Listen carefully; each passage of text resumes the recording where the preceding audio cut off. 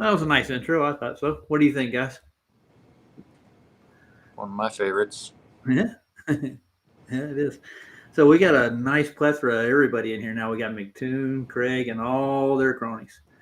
That's beautiful. Yeah, they want to gang rape us. Is basically what's going Whoa. on. I know. Calm down. I know. They're all trying to get in. They're all screaming, "Let McTon in! Let McTon in!" I see cuss words on my screen. Now let's effing start this thing. I don't know. All right. I don't know. Should we start this thing or not? I'm ready to go. Okay. Yeah, I'm going to be transparent. I'm flat earth, but I'm not going to be biased. I feel like everybody's entitled to their opinion. So Yeah. let's hear what people got to say. Okay.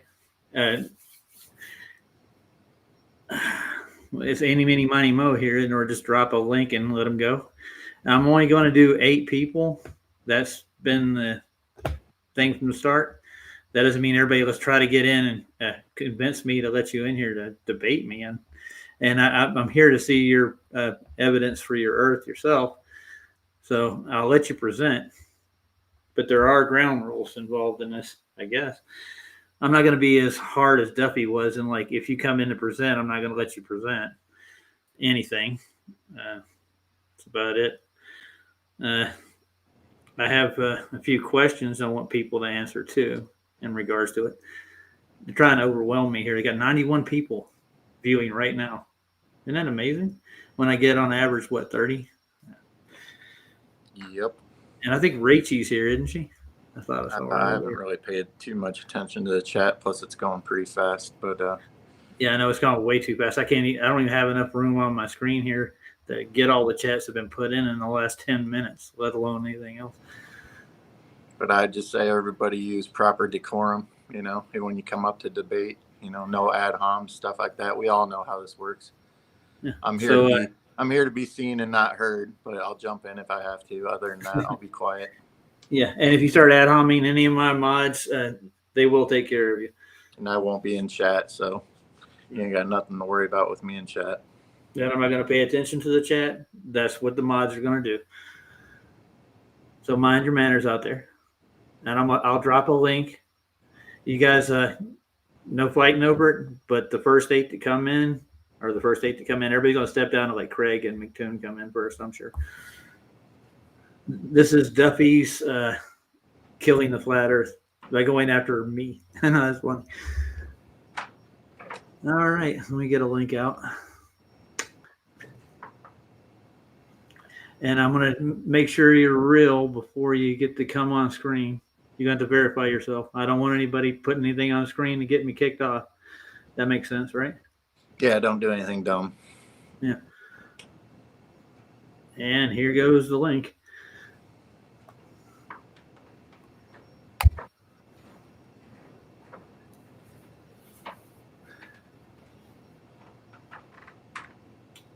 You're going to have 10 minutes to make a presentation. Oh, Brenda's first in. Nice. All right. I know Brenda. That's a safe one. Good afternoon. Good afternoon, Brenda. How are you? How are you? I'm doing great. How are you? I'm wonderful. How's the fundraiser coming for your trip? Well, it's around $5,000 now, a little more. You're going to need more than that, hon. Well, I'm well aware of that. Yeah, I'm not, I know you know. I know you know. Yeah. I'm not going to add more than one person to the stream at a time. You're going to have to wait. Okay, what are all the rules? The rules are you get 10 minutes to present a case for the globe Earth. Okay. No so ad how do I You know, share screen. Share screen. No Yes. ad homs. Stay on Yeah. topic. You know how this works, Brenda. Let me see. There we go. Allow. And there we go. Do you see this? Do you see the ships? Yeah, I'm well aware of those. What about them? Yeah. I'm starting your 10 minutes real quick, just so you know. Go ahead, though. Go ahead. You present. You explain why this is proof for a globe Earth, and then after your 10 minutes, I'll rebuttal. This is evidence for the curvature. The horizon is blocking our view to the lower part of that container ship. We cannot see the hull because the Earth, and by the Earth I mean including the ocean, is in the way, right? So the ship, the container ship, distant, is being blocked by the horizon. The one that is closer to us is in fact closer than the horizon and is not being blocked. Here's another photograph. This one shows two views, one at 2 feet above sea level, the other at 6 feet above level. Long and lat are defined, right? And the amount. So we get a big Yes. here. There you go.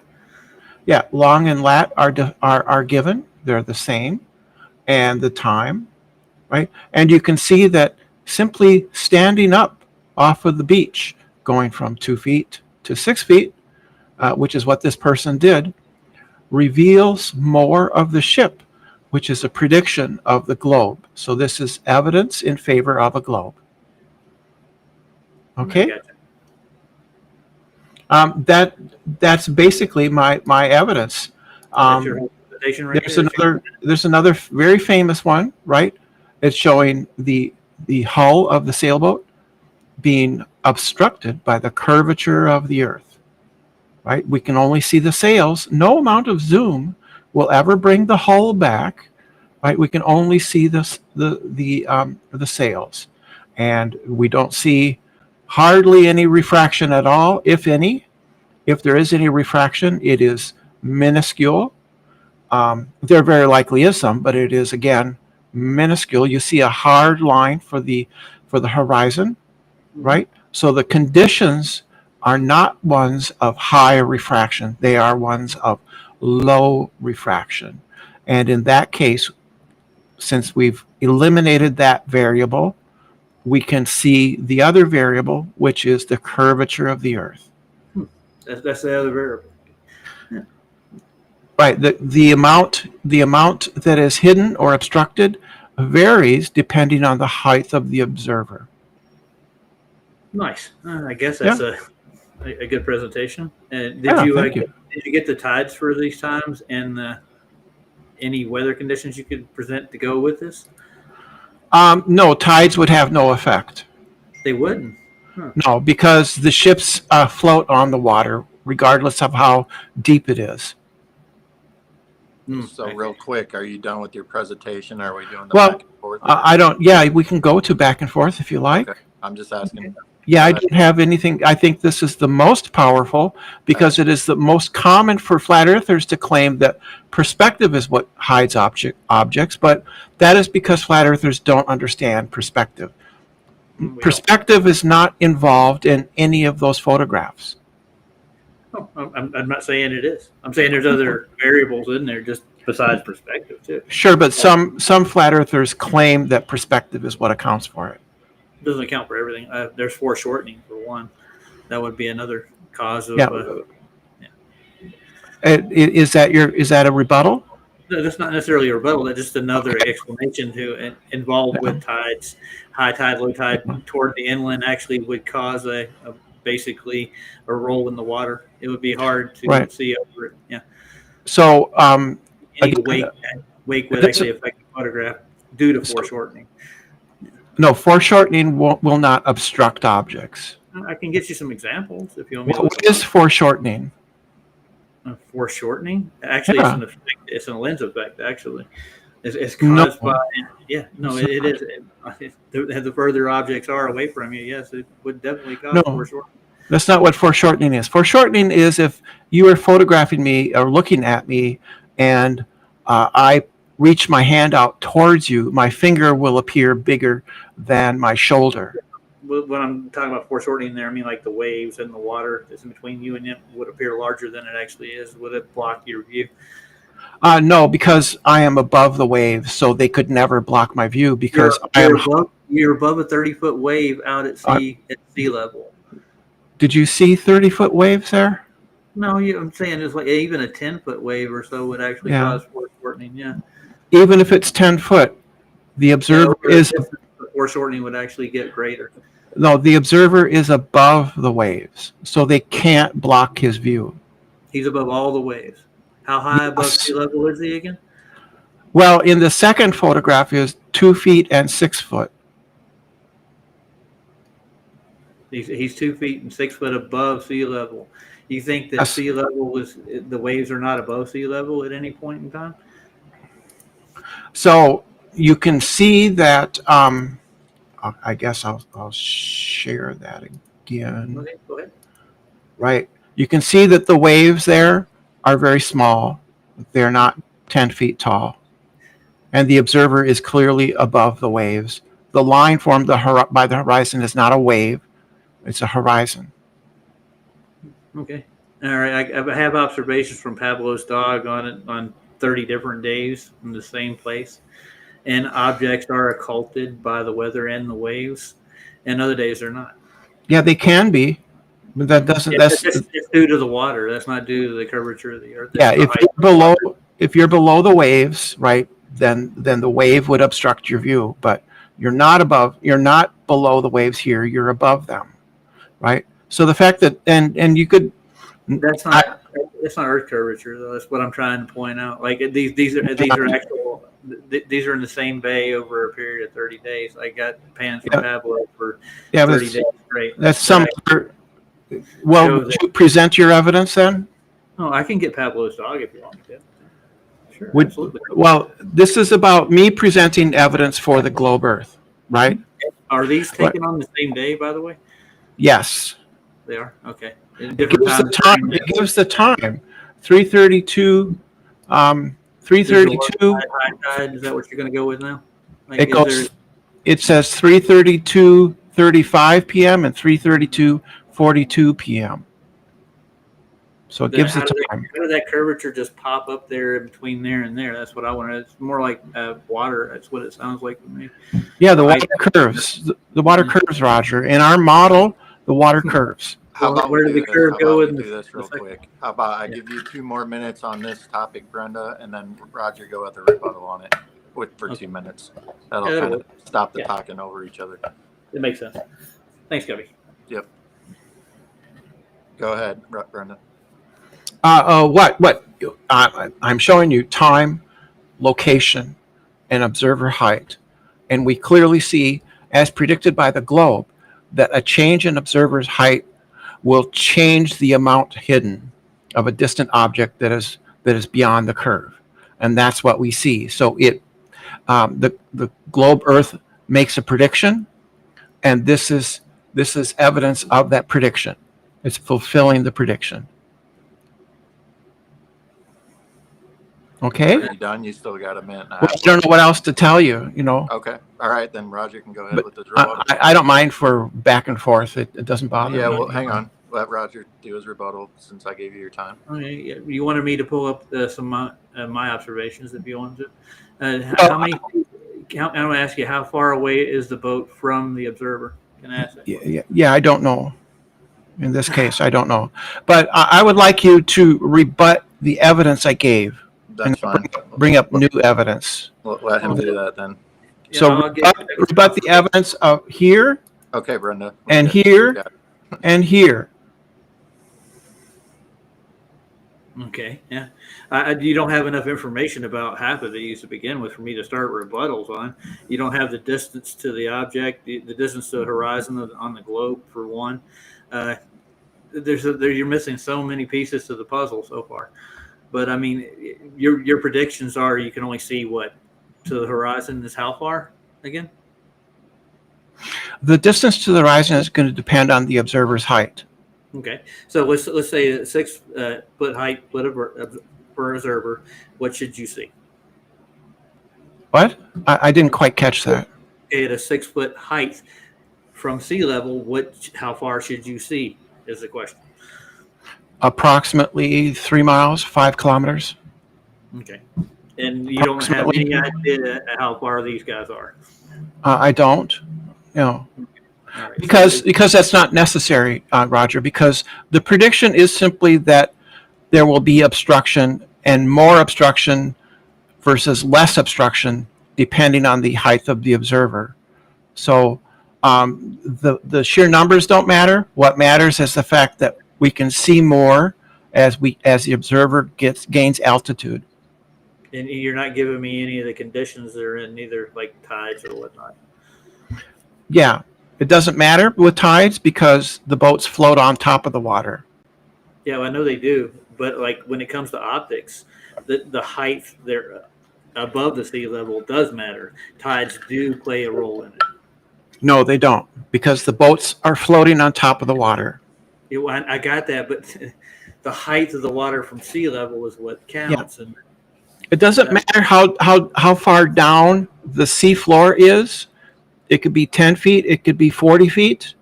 The boats are going to float on top, and they're going to be obstructed by the curvature of the earth, regardless of how deep the water is. You're not getting what I'm saying here. This is moving water, right? I don't know. It's either ocean or a large lake. I don't know. So tides will play a difference in how high the boat is above your visible. No, they won't. Yeah, it will. Because the boats float on top of the water, Roger. Yes, but over distance, you lose optic range. I don't know what optic range is. You don't know what the Rayleigh criterion is? You don't know how far your eye vision works? I don't know what Rayleigh criterion. I can see the letters on the sails. So Rayleigh criterion is not a factor. Yeah, in distance of what you're looking at, it does. No, it gets compressed toward the horizon. Yeah. Yeah, there's no such thing as compression. That's something that's made up by flat earthers. No.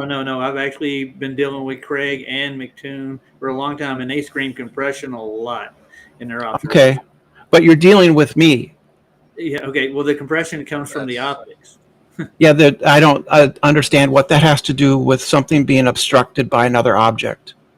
What object are you talking about? This ocean, the sea, the lake is obstructing your view of the bottom of the hull of this boat. The ocean is. There's no waves in between here. They don't get larger over distance. The waves are smaller, and the observer is above the waves, so that can't obstruct your vision. You don't understand optics at all, do you? Let's do about one more minute of this because we're kind of going in circles, and then if we no, it's fine. It's fine. This is hang on. All right, I get it.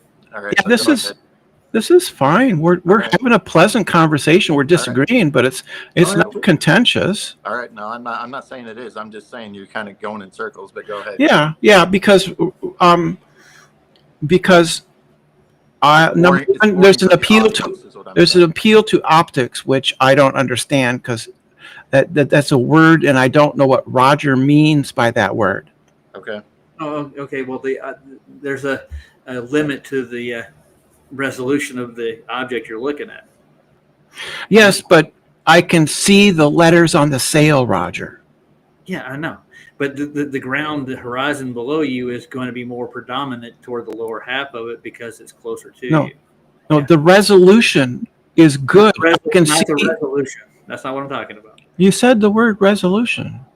I said I'm not talking about the resolution on the letters. That's what I said. Talking about the whole image is at the same resolution, Roger. I can see the windows to the cabin. I can see the man. I can see his arm. I can see the person standing next to him. I can distinguish between the two people standing next to each other. Rayleigh criterion is not making it difficult for me to resolve the differences between the two individuals on the deck of the boat. I kind of see what you're saying, and one of them's a little more fuzzier and out of resolution, actually. The more I look at it, the one that's further away. Yeah. They're not at the same distance. Right, I can't see their faces. It's all a blur. One's further out than the other. If you can get two photographs that are identical where you have this effect, but I mean, you wouldn't have it at the same longitude. They're within literally minutes of each other. We can see it. One at 42 and the other at 35. It's within minutes of each other. It hasn't gone far. I can see the rigging. I can see the letters. I can see details on the boat, details on the sails. I can see the rope connected from the top of the mast to the boat. So would you not? He's lower down, right? In the first one, correct? Would it not the water obstruct your view? They're not lower down. They're not. I'm talking. He said No. the observer height. He's lower at 2 feet. At The observer changed location. The boat is at the same place. That's The boat is stationary. The observer changed his height. That's the prediction of the globe, that if you change the observer's height, you will see more or less of the distant object that will be hidden behind the curve. That's not necessarily hidden behind a curve. That's what I'm trying to say. I'm saying there's It's other factors. obvious. You can see it, Roger. You can see it right there. It's behind the curve. Is it? No. Yes. There's no waves in the way. The waves are small. They're like maybe a foot or 2 feet high, right? And there's angular refraction is not a factor because we can see details on the boat. We can see fine details on the boat. So angular resolution is not a factor. And they were taken within minutes of each other. The only difference is that the person was laying on the beach and the other, they stood up. Yeah, I can get the same effect on my floor here with the camera too. I can put the camera down at the floor, and the further it gets away from me, the bottom will obstruct itself on a flat surface too. That's that's a different phenomenon. It is. Well, it sounds like the same phenomenon to me. When you take a picture from the floor, the foreground is highly blurred, and the left-hand side of this picture, you can see details on the waves. It is not blurred. The reason that you see blurry photographs taken from, say, a warehouse floor or a person's floor is because the closer floor is unresolved by the lens because it's focused on the distant object. So what I'm saying here, dude. It's really what it is. They look like they're about the same resolution to me. Well, I'm talking about at the base of it, where the lens is lower. Yeah, it's going to distort the bottom of the picture. Yeah, that's not a thing that happens, Roger. It's not, really? No. I've actually done demonstrations. I'm familiar with Nathan Oakley's false argument that the brick at the bottom of the wall should disappear before the brick at the top of the wall, and that's simply not true. Nathan Oakley's argument is fallacious because the entire wall, it can be resolved, and so it is not the case that because of angular resolution, the brick at the bottom should disappear before the brick at the top, and that's simply false. That's simply false. I didn't say that Nathan Oakley and brick in the wall neither. So no, but you're using his argument, and it's one that's been passed around in flat Earth circles for a long time, saying that for some reason the base of the object, say a distant wall, will disappear because of angular resolution, because of Rayleigh's criteria, and that is a bad argument because the same angle applies to the brick at the top of the wall as it applies to the bottom of the wall. It's 6 inches there, and it's 6 inches at the top. If the brick at the bottom can't be resolved by the camera or the eye, then the brick at the top can't be. But we can resolve the brick at the top, and therefore it is not Rayleigh's criteria that is causing us not to see the brick at the bottom. It's due to obstruction, not Rayleigh's criteria. That's what I was saying. It was due to obstruction from all the waves and the water down below. There's more down there. Above the waves. We're above the waves. We're above the waves. But the photograph itself is taking a photograph of the waves too. You understand? Yeah, but the observer is above the waves. He can see over the waves. He can see over all the waves all the way across the bay. All the way to the horizon, yes. Real quickly. The lens is not going to... Do you have other people waiting, Roger? Yeah, there's like two. Right. If you would like to... Hang on. I'm not kicking anybody out. I'm just saying, is 5 minutes okay for this between you two, and then move to somebody else? So I appreciate you letting me in, Roger. Thank you very much. If I can't convince you, but I gave my best, a good argument, I think, for this. And to be perfectly clear, Roger, I hope that you get to go below the 80th parallel and see the 24-hour sun. Well, more power to me, I think. Yeah. I hope you do. Have you ever seen it yourself? No. I would have loved to have gone. I it's poor folk. I don't have no money. I don't have no money either. But I did have an opportunity to join Duffy's team, and they just kind of like didn't let it happen for some reason. But that was because you're supposed to have raised your money yourself, Roger. I did, but he did agree to put my GoFundMe on the TFE website, and he refused not to. I don't know the details about that. I have it all in email. Okay. Okay. Well, I won't dispute that because I don't know the details. But you have a good day, Roger. Right, thanks, Brenda. Don't get too bruised and bloody. Don't get a black eye from all the Globers in here that are gonna come and knock you around. Oh, I don't really care that much. I've been in this debate this long. All righty. I've been doing it forever. All right. Thanks, Brenda. Yep. So if you want to, you can donate too. Throw your 25 at the GoFundMe. I'll do the same. You can match me. Now, who's up next? There was several different things I wanted to say there, but I'm not going to go into it. There's more than that involved in that picture. Anybody else? Well, I got to be unbiased, so. Yeah, I know. Yeah. I'm not asking for an opinion. No, I know. I'm just saying I got to mod fairly here. Yeah, absolutely. You know, the only ones we're going to get in here are the usuals, right? There was somebody in the waiting there. Yeah, I don't see anybody joining, man. It would click on. You mean put another link in there? Oh yeah, I put a link in there. Should I pin it? Let me pin. Yeah, let me paste another link just in case somebody missed it. I don't know if that went in or not. I don't think it did. Let's try that again. Next up. Oh, I got no. Wait a minute. I got clicked on another link. I got to get a new one. I thought Craig was waiting or something like that. He was. I don't see him in there anymore. It says 4 people. Let's see. Right, oh no, there's Craig now. Hold on. All right, there you go. Tell him he's up here giving goofy looks. I can see him. Like it's just a fun joke. Let him up. Heck with it. Yeah. Let me let him in. Let's see. Should I do Craig and then the shill next? The FTE shill. I wonder what they got. Your show. I know. You're a moderator, sir. Be kind. Right. Hey, Craig, how's it going? Can't hear you, Craig. Muted, Craig. Yeah, you're muted.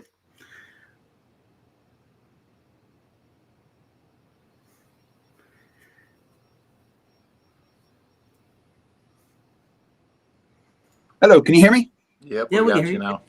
There we go. Sorry, hey, I've got a bunch of microphones that I need to select. How you doing? Oh, I'm doing good. How about yourself?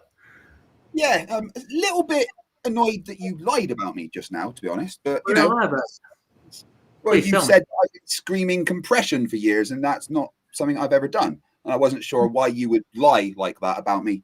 I'm not lying about that, about you, but I mean, I've heard you say compression in several photographs, like your east to west compression, where you had the bendy lines from east to west in a photograph.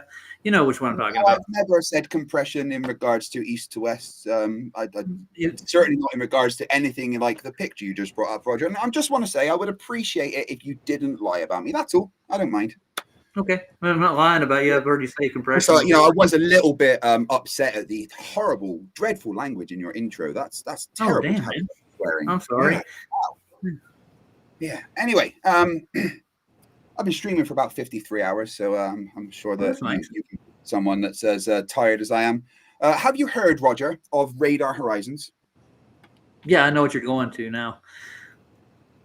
You've heard of Radar Horizons, have you? Yeah, I know they actually make the equipment. They actually supposedly account for it, and that's where you get your shadowing on radars. What about it? Okay, right. So flat earthers say radar can see forever. No. Ask anyone in the Navy. Hi, me. Radar stops at a hard distance that matches the Earth's curve. Radar beams go straight. If Earth were flat, you'd just keep picking stuff up until the signal got too weak. But we do not see that. Instead, small ships or low aircraft vanish behind the curve and only show up when they're tall enough to poke back over it. Put a radar on a ship about 20 meters above the water and it can only see another ship's mast, also about 30 meters tall, out to about 40 kilometers. Any lower, it's gone. Any taller, shows up further. And yes, that's exactly what radar operators see every day. On a flat Earth, the radar range would just depend on how strong the radar is. But in real life, power does not matter. A small fishing boat right in the front of you disappears over the horizon, while a big tanker further away is still visible. That only makes sense if the surface is curving away. So radar has a horizon that moves with height. That's literally the Earth's curve showing up in technology that's used every single day. Flat Earth would simply mean an infinite radar. We don't get that. We get a radar horizon. Game over, Roger. Earth's not flat. Okay. I've So got documents I can present for you if you would like to see, I'm well aware of what you're talking about. That's not a big deal. I don't think you are. He's just got when 10 you're- minutes. I've okay. got his 10 minutes started. If you want to give me, If you want to go into more details, you can. You got 10 minutes. He's got 9 minutes left. I gave all the details that I needed there. I explained exactly what a radar horizon was and why it shows that the Earth is curved. As someone that was in the Navy for many years and worked with radar, I can confirm to you that the radar horizon matches the predictions of a globe of the purported sizes that we live on. Okay, If the Earth is flat, there would not Right. be a radar horizon. So, Roger, the question to you is, why is there a radar horizon if the Earth is flat? Now, can you demonstrate it? Can you show us right quick? My dad was a radar man. Can I show you a radar horizon? I can't show you a radar horizon because I don't have a radar with me, but I can present to you some papers about electronic warfare and the radar if you would like. I've got screen sharing options. That's this one here. That's what I want. Okay. So there are limits to the reach of radar signals at the frequencies normally used for radar. Radar waves travel in a straight line. The waves are obstructed by weather or shadowing. Interference may come from other aircraft or from reflections. Figure 1 shows what a radar horizon is and how it would apply to aircraft. So if there's aircraft close to the ground, they can literally go underneath the radar, which is a tactic that is used in warfare. They get stealth planes to fly really low so that they stay below that radar horizon. If the Earth was flat, you would not be able to stay below a radar that is in a straight line. There simply would not be that hard cutoff. There's talks about all the specifics of the equations taken into account and the target altitude that you would expect the distance to be able to see based on how high something is. There's a lot of papers here that are linked, all the citations and everything here. You could peruse at your own leisure. But yes, radar horizons are a thing that exist and are used every single day and would not show what they show if the Earth is flat. So how far can you fly under this radar, Greg? Well, it depends on how high the radar is. Yeah, and wouldn't that affect how far the radar would actually be broadcast, how high it is? Yeah, it would change how far away the radar horizon is. So it's the same as, the distance to the horizon. It's, 1.22 times the square root of the observer's height of eye. It's the same for a radar. That is the distance to the horizon. So after that distance, if you stay low enough, you go below the radar. Even though the radar would be firing out in a straight line, there is a hard equidistant circle around the radar, which if you go low enough, you go below it. Does not make sense if the Earth is flat. Well, you put your paper in private chat for me. I'll look over it. I'm not just going to take you give me this and I'm going to accept everything in it. So I'm not asking you to accept it at face value. Obviously, that's not the point of debate. I'm going to dig through it. Yeah, I'm going to dig through your. But the point is for you to now try and refute. I'm not going to refute it, not without any preparation at all. So. Well, isn't that the point of this debate, Roger? That we come here with some evidence to present and you attempt to refute it. You're giving me evidence, and I can give you evidence that the horizon is well beyond that point. So your evidence would disagree with radars. You'll tell me it's refraction. Yeah. And that's what you'll so do. I haven't yet mentioned refraction. No, refraction does come into account because obviously radar is an electromagnetic wave which is affected by refraction. Of course, refraction is highly quantified, Roger. We understand every single thing about refraction, and we can calculate what refraction will do if we know the conditions that the light is traveling through. We know refraction so well that I'm wearing glasses that were designed because of our knowledge of refraction. So refraction every single time matches what we say, but I haven't brought up refraction. I'm simply talking about the radar horizon, and you can speak to anyone in the Navy or radar. There is a hard so I can review explanation for it. I tell you what, me and you, we should have this talk after I look into the radar stuff. See, this is not just straight up evidence. This is just a paper. So I need to look into why. What do you mean it's not straight up evidence? The existence of radars and the horizon that they give is evidence, Roger. This is just a factual thing. Every single person in the world hold on, sorry, I do apologize in the middle of my sentence interrupted at the beginning of yours. That's entirely rude of me. Sorry. But the fact is, Roger, every single person in the world that uses radar knows that there's a radar horizon that matches the predictions of the curve of the Earth. Anybody in the world ever that has used radar, and I can personally attest to this because I've done it. So rather than just running away from the question, just try and attempt to answer as to why there is a radar horizon that is expected on the globe if the Earth is flat. What would be your explanation?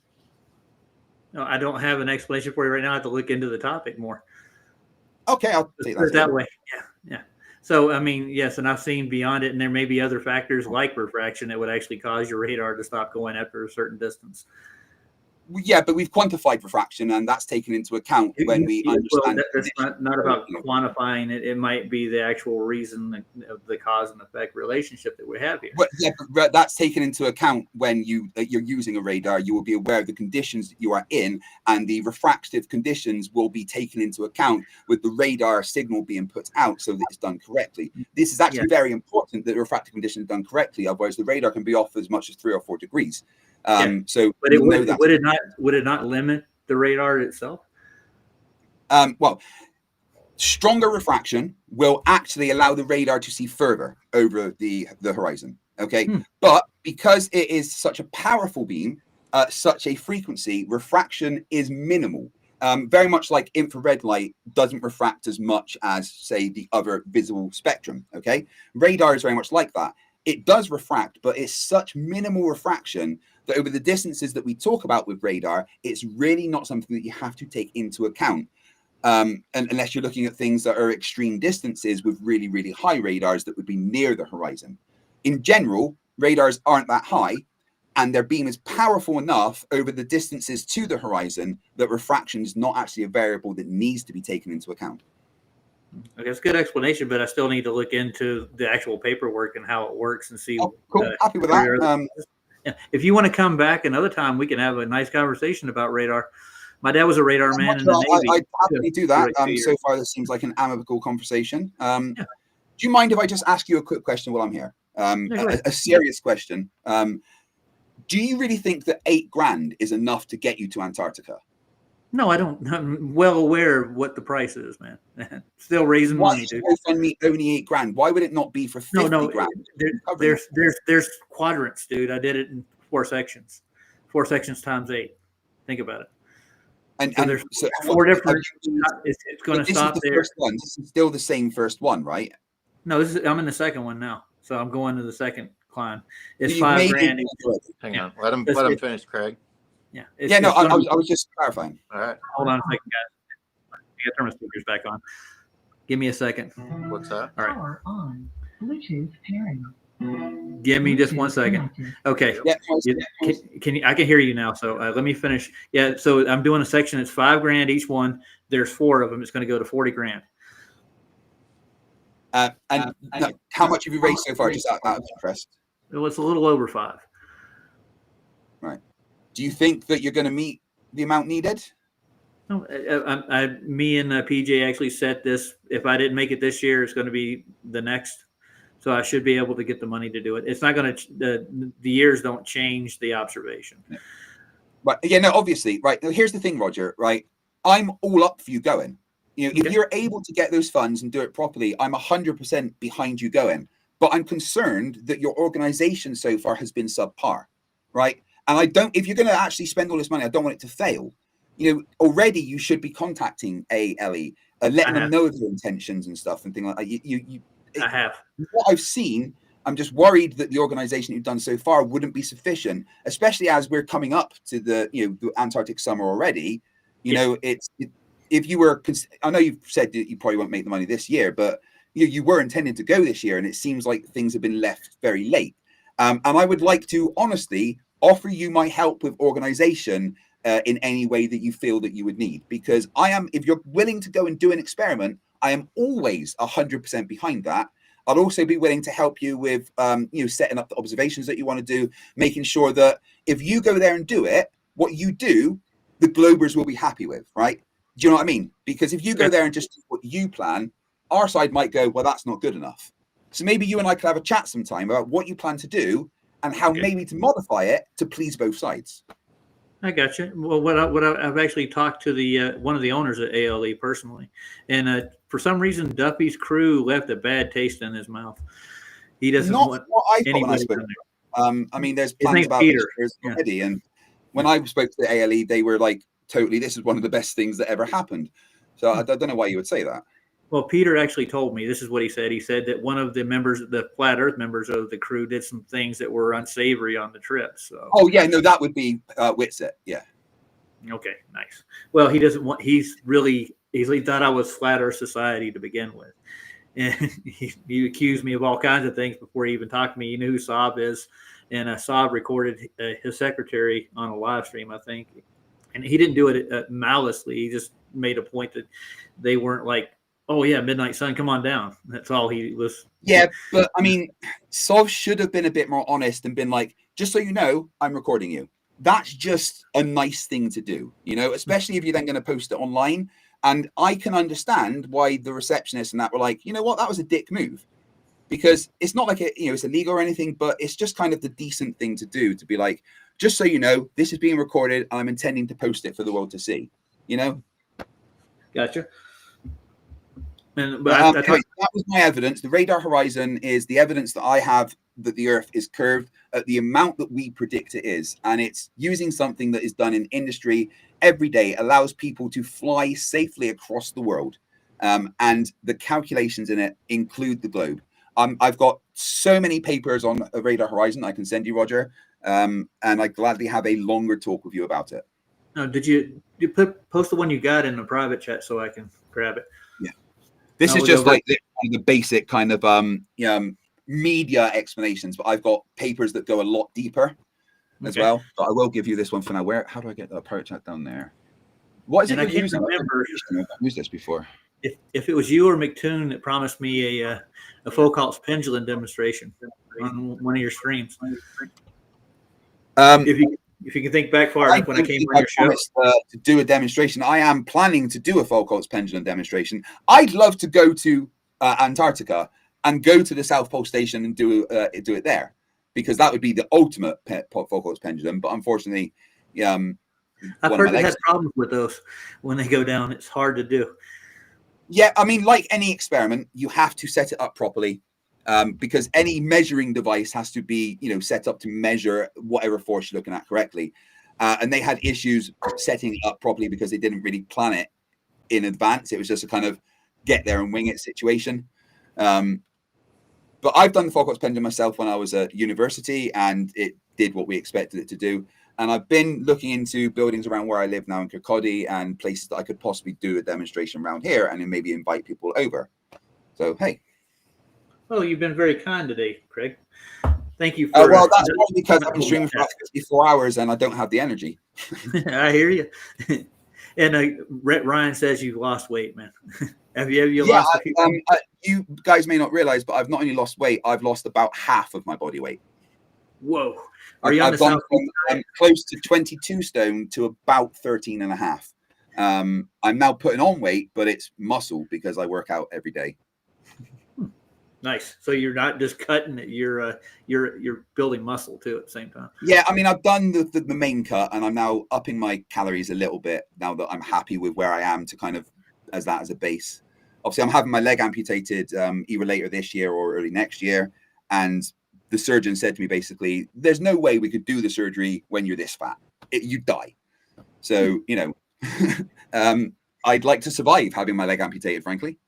Well, I would like you to do that too. I don't want to see anybody die from an amputation, and I've lost a few family members to such things, so it's not a good thing. Well, Roger, send me the link to the thing that you're donating to for each person, and I will match the $25 you're doing.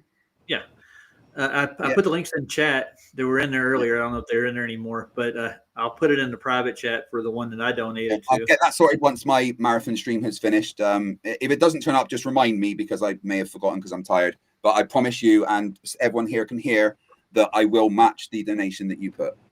Nice. I'm going to put 25 for each person. So cool. It'll be 25 for you. I'll put it in the private chat so you can grab it. Nice. All right. No problem. Well, unless you want to give me any evidence on your side, or you want me to move on to the next person can get on, up to you. Yeah, well, you know what I'm going to show you. I'm going to show you some black swans that like Pablo put out, and a few others that go well beyond the geometric horizon, where we have You know what horizon. my answer is going to be for that, don't you? It's that Yeah, I do. we understand refraction, and that matches the refractive conditions. Yeah, I'm well aware of this. Okay, so that's not really an argument anymore, is it, Craig? It's a back and forth that no one is going to give up their side. You guys will say it goes beyond, and we will go, yeah, that's because of refraction, and it will go round and round forever. Yeah, and I know our explanation for refraction, and I've heard yours. So it's been fun having you on, sir. Well, in that case, I will make my exit with peace, and look forward to watching a bit more of this. I'm going to take a little break and have a sleep soon because, like I said, 53 hours, brain is mush at this point. I believe you. All right. All right, peace out. Later, Craig. I'm tired myself. I've been working half the day. So, Discord, how are you doing today, sir? I might grab something to drink. I'll be right back. Okay. Well, I'll wait for you to get back. Sorry, I didn't hop over and say hi there, sir. Just as I came in to say hey, he popped in, so I waited. Well, Craig's a good guy, isn't he? I guess he can be when he wants to. Well, yeah, they're being cordial. You know. This is the proper way to do it instead of like, no, move on to the next topic. I've heard that. You know. I guess you should only make show plans with him when after 40 hours of streaming. When he's done, then jump on. Tired. Yeah. Get him in when he's done. I haven't looked at it in a while. Hold on. See how Ryan's doing out there. He's overwhelmed. We have 86 people watching. Jesus Christ. Did I use that? Sorry, Lord. Hey, Mikey, how you doing tonight? Let's see. We got a whole bunch of people I've never seen before. I see Tourette in there. Lowry. Hey, Lowry. Hey, Lev. Saddlebum. I'm going to say hi to everybody right quick. Moxie, I know I've been saying hi to you, Saddlebum, again twice. Nice. The Who is Video channel, I have no idea. I'm going to say hi to you, too. I think somebody's echoing there. It's this Lord. That's me. Oh, okay. Just mute a second. Sir. Just mute when you're not talking or whatever. And hi to Scott, Level Realm. Good man. Sandro, how are we doing tonight? And I got Martin Haley. I know who that is. And we got Jim Anus. The Anus is in the house. You got to say hi to Anus. Everybody has one. You gotta say hi to Video Channel. I have no idea who that is. I don't know who that is either. I think KC before in Glasses chat. Calder V. Let's see. We got Lev. I've said hi to Lev. MS. I don't know. I can't pronounce that right. Sledder. Hey, they're real or not for real? Sorry. I don't know. It's a good question. In this realm, anything can happen. In Northern Rebellion, he's been in here since the start. I've said hi to him. Josh is his name, by the way. Josh is Northern Realm's name? No. Real. Anyway, go ahead. Sorry. Okay. I didn't mean to distract you. Because I played poker with the Northern Rebellion one night on Discord. We had a long topic. I forgot what his name was, but I know it wasn't Josh. 83 Bong is here, whoever that is. True Few, you know him. I'm just going to go through the list and I'll get back to the debate. So that's 2 people so far, right? Wolfchild. Yeah, well, I know Wolfchild. Yeah, Martin. I didn't know if you said these already. No, I haven't. If you see somebody miss and Dirty Ketchup. Jay's in the house. Yeah. CK, you make fun of me. I don't like you. I'm just kidding. I don't care. Char. Dirty Ketchup. Oh, yeah. Where's the mustard? Dirty Ketchup. Yeah. Hold the mustard. That was a good one. Next chapter. I know him. Good to see you. Jeff C. Always a pleasure. And Sparkly Markley. I've seen that name a couple of times. Astro Kate. I think that's. Yeah. That and we all know Monkey Pat, don't you? So hi, Monkey Pat. Of course. Another one that picks on me. Oh, no. Nate. What's up, Nate? Mm-hmm. Nate, Saddlebum, of course, is everywhere. Yeah, I like Mikey's observations. I guess they're refracted too. Oh, I swear. Refraction is the answer for everything. William McLean ain't seen that name in a while. Nope. And I see Spence here. was going to say hi to There you go. everybody. Hey, man. Jay Hartley's in the house. I a Big Fish 32. I beat 32. I know that one too. So list, ain't it? Let's see. We got some. I can't really talk to you guys when I'm up here moderating, so that's why I'm saying hi now. Yeah. Romhan Solo's here. Shout out to the Foundry. You know, he's like. We got Jeff Gasshead, Old Mate, and Craig McNeil's here. I hear. What happened to McTon? Is he back in the back? Schneider's in the house. McTon, I don't know. McTon's gone. I think he just he came and left. popped off. Yeah. Hi, McTon. You'll probably watch this later. Yeah, I got 2 people back there. I'm going to go in order. We got Astronomy Live's here. Oh, Mikey's favorite group. Say hi to Danny Faulkner for me, would you? Hey, Big Fish. Yeah. You can pick on me. It's okay. And DeWitt. It wouldn't be my first rodeo. Oh, good God. Yeah. I don't see spin, actually. But hey, I've never seen it. Hey, maybe the sky does spin, I think. And if you look at it long enough at 15 degrees an hour, it would actually be kind of spinning in a. But I don't see the Earth moving. I don't feel it moving either. So that's another one of those conundrums, I suppose. I don't feel it either. It's weird. Nope. But anyway. Strange. I forgot Discord was in here too. So this is Astro Kate and FE Shill, FTF Shill, whoever that is. Somebody that wants to be. Who's Scott Level Rome? I've never heard of that guy before. No, I hear he's a punk. Hey, FTE. I can't even say it. FT. You don't know me. Apology, Moxie. I don't care. Hey, you got a camera? McTon. McTon's in the house. Oh, watch out. No. I'll be fair. Yeah. I've talked to McTon before. It's not he's in the chat right now. You were asking about him. Mm-hmm.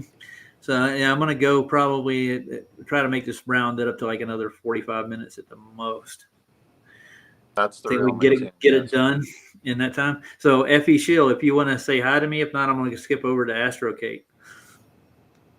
If you can turn your camera on. If you don't have a camera, type in private chat. Let me know. Let's try and be a real person here. Mm-hmm. I see Kate. She's in there. All right. Astro Kate's typing in the chat. Let's see what she's a real person. That's great that you can say in chat you're real, but how do we know that? No, she's on camera. Oh, okay. I didn't see that. I got her on camera. It's the FTFE Shill that ain't going on camera. Gotcha. Yeah. Are you going? Ready? Are you doing debate now? Yeah, I'm gonna start. All right, I got to put on my mod hat. Okay, I'm ready. Okay. I'm glad you did it. Hey, Hello. Kate. Hello. I'm glad to be here. This is my first Flat Earth debate. I heard you were donating to a good charity, so I wanted to show up.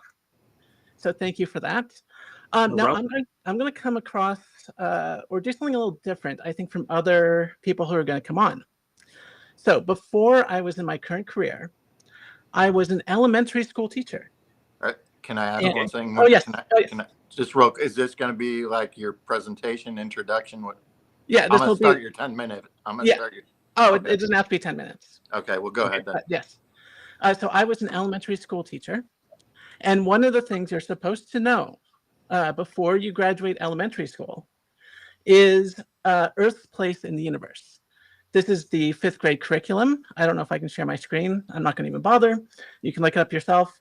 It's 5ESS1-2, Earth's place in the universe. You are supposed to learn by the time you graduate from elementary school that about the orbit of the Earth around the sun, the prediction of the shadows, predictions of the stars, and the fact that the Earth is a globe. So as a former elementary school teacher, I'm a bit disappointed to hear you say that the Earth is flat. This is very important knowledge going forward, that the Earth is a globe, because it's used in college and high school classes, particularly if you go into engineering. So I have a college book right here about satellite orbits and communications.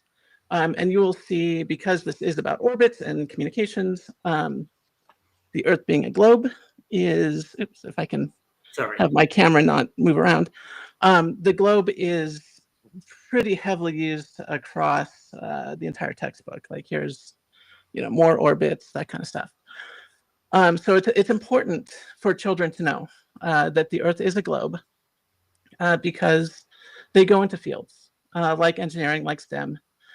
And, I do my best to prepare them for the careers that they're going to have. And part of that is having a fundamental understanding of the concepts that they're going to encounter later on. Your thoughts? Okay.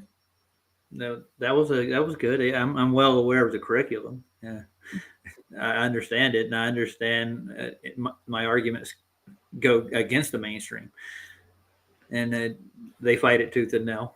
I get it, and I understand why you would be worried about your kids learning about the curriculum that they actually teach in college later on and stuff. But the further you get into college, a lot of their theories that actually pertain to the globe get thrown out the window. Oh, can you give an example? I'll give you a good example. Like in 1908, they threw out Newtonian gravity for relativity by Einstein. So they did not throw out Newtonian gravity for Einsteinian. So Einsteinian gravity is a superset of Newtonian gravity. So you can actually derive Newtonian equations for flat spacetime using Einstein's equations. So Newtonian gravity is a specialized version of gravity that you are in a flat space-time, and you don't take into account any relativistic effects. If you want to take into relativistic effects, then you go into Einstein's equations. However, there's a secret. Even to this day, aerospace engineers still use Newton's equations when designing spacecraft. There is no need to go to that level of precision usually when you are designing for gravity. Yeah, see that's where you lose me. That's really it is. Gravity is like an Achilles heel, you might say. I've never seen any actual physical proof of gravity. I've never seen mass attracting mass. That equation actually in function. So in college, there's an experiment that a lot of physics students use or demonstrate. And I'm sure you've heard of it. It's the Cavendish experiment. I'm well aware of it, yes. Yeah. So that's usually the classic way of showing that mass attracts mass. One of the interesting things about gravity, and I'm glad you brought it up, because gravity is one of the weakest forces. And it's actually so weak that it dwarfs even like a fridge magnet. So a magnet, of course, is electromagnetism. A small fridge magnet, if you think about it, can have more force than the entire Earth's gravity pulling down on it. I mean, so gravity is so weak, it's really hard to demonstrate. So you really need specialized equipment. Usually what they do to make it really obvious is they will have it pivot with also a laser. So it goes a longer like linear distance across like a wall, so you can see it move. I've studied Cavendish quite well. Oh, good. Yeah, there are plenty of other factors that would actually supersede gravity even in that situation, considering what they actually use in the Cavendish experiment itself. So I've seen it done in multiple ways. What do you think is wrong with the Cavendish experiment? Well, for instance, I'll give you the original one. Let's go back to Cavendish's experiment itself. What was it actually trying to prove in the first instance? Mass attracting mass. Cavendish was actually trying to find out the relative density of the Earth. That was actually stated in his first experiment. Nothing to do with gravity itself. He wanted to know how dense the Earth was, how it displaced everything. Right, but you would have to measure the gravitational constant in order. Newton came up with that himself. The whole gravitational constant actually will work in both fields, but it failed in the celestial field. That's why they threw it out. That's why they pulled in Einstein to make his relativity for space-time. Yeah, nothing got pulled out. Just to be clear, Newton's equations are still very much in use. This is a modern textbook, modern college textbook, and you will find Newton's equations. Oops. Well, I'm sure you will. Yeah, I didn't say that Newton's got pulled out. No, like the main physicists that actually work with the cosmos, they don't even take Newton's equations into account when they're looking at the stars at all. But that's what the whole thing behind the gravitational constant was supposed to marry the two. the heavens and the earth. He tried to marry the two in the process, and he couldn't. They don't account for the moon's motions and stuff. They that's why they had to invent dark matter and several other different things they had to add to it, because it fails after a while. There's so many things. They're at their limit. They're at the threshold. Their predictions are becoming less and less frequent with the Einsteinian and the Newton. They're actually trying to pull back on a couple professors who are trying to get rid of Einstein completely and go back to Newton for everything. Well, yeah, no one's trying to go back to Newton for everything. But you brought up. I have a paper if you want to look at it. It's a college paper. Well, oh shoot, this camera wants to follow me around. But you will notice, you'll see a telescope behind me. I don't know. I do a lot of astronomy myself. I said I was a former teacher. This is true. I've moved into aerospace, and I've never once used Einsteinian physics for anything other than time. Time is the only thing I need to get into Einstein. But as far as just basic body, like bodies orbiting, motion. Basic motion, I just use use Newtonian stuff. Yeah. So that's what I was saying. They're trying to go back to Newtonian. No, it's always been there. So you can take Einstein's equations and derive the Newtonian equations from Einstein in a flat space-time. So Newtonian physics is a specific description of gravity that only if you are in sort of our meat space, right? So you're not going very fast. You're in the solar system, that kind of stuff. You only deal with Einsteinian stuff when you deal with things like black holes. Once in a while, there's like the orbit of Mercury that got a little weird that we needed Einstein's equation to solve, but usually you don't need it. You mean the retrograde motion of Mercury? Yes. You needed that to fill in the gap. There's more gaps than that, I'm sure, with all the so-called stars and their observations that they have to use Einstein to fill in the gap with. It doesn't. That's what I'm saying. Newtonian didn't work that far. That's why they pulled in Einstein. All right. So I will say this. So one of the reasons why I teach the globe, or I did teach the globe, is because I need students to become engineers who are going to be learning these concepts and apply them. Let's say I teach my students and said that the Earth is flat. What can they do from an engineering point of view that they could not do with the globe? And we're not saying there's anything you can or can't do without a globe, but the globe is unnecessary in my outlook. I review it. I look at it like everything is in a medium, and it's due to its mass in the medium, its density, and it actually flows like that. There's plenty of gas laws and fluid laws that don't require any globe, anything. There's no gravity taken into equations for it. Gravity was added to Archimedes' principle as a constant, because there are certain things that are constantly moving at a certain rate. It was just a blanket, you might say, to cover it. But I mean, there are specific gravities that you can actually use. That's what they do use in most colleges, right? Specific gravity for like each occasion has each mass has a density to it. Each fluid has a density to it, and it's a relationship between the two. So the problem is that you can have a vacuum, and an object in a vacuum will fall at the same rate as an object in an atmosphere. They do. Yes. So it cannot be a matter of density, because you would expect those experiments to show that if you take away any outside density, that the speed will change, right? The rate of descent will change, but it doesn't. There's something acting on the ball acting on the mass. So we can actually put this to test if you want. Yes. Yeah, absolutely. We could totally set up a vacuum. Yeah, absolutely. Yeah, but here's the question for you. Where in nature do you find a vacuum? In a vacuum chamber? Oh, you mean like in nature? Yeah, nature where you live. Yeah. Oh, you would have to go up high. The air gets thin as you go higher. Yeah, but that's not a vacuum. It will define vacuum, because there's no such thing as a perfect vacuum yes, ever. I've heard this before. Yeah. So, I mean, in what practicality do you actually operate in a vacuum? So, for example, when I am flying in an airplane, the outside air pressure is much lower to the point that I cannot breathe if the airplane were to open. I would consider that a vacuum. If there's not enough air for me to breathe, that's pretty much a vacuum. Like all the air would get sucked out immediately, right? Like if there was a gap in the airplane, all the air would get sucked out. I mean, that is a very powerful vacuum, and there's still a bit of air up there, enough to fly, but it's still pretty much a vacuum.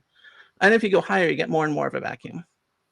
Well, that brings in a lot more questions in physics but I mean, in practicality and engineering with any of your students, are they going to become so-called, and I'm going to say this loosely, rocket scientists? Yeah. I mean, I went from teaching to essentially rocket science. I mean, it's not as hard as people think. Most of rocket science, once again, is Newtonian equations. Like if you look at the specific impulse of the engines, that kind of stuff, it all just, or even just you look at the thrust to weight ratio, that's all just Newton's equations. No, I get you, but I mean, that if you're not in a vacuum, a perfect vacuum, how does your model work in its conception? Well, the globe model does not require any perfect vacuum. In fact, we require there not to be a perfect vacuum for a lot of the engineering we do in low Earth orbit, which is something that I work on. So if you have an object in orbit, let's say like the ISS, it routinely has to get pushed up higher and higher. So the International Space Station is not just a station, it's a spaceship. It has thrusters. It has to keep pushing itself up because there's a little bit of drag. And over the course of a year, it starts getting closer and closer to Earth. So things like that, you actually do have to take into account. Like even in the vacuum of space, the small amount of atmosphere that's left, you have to sort of take into account.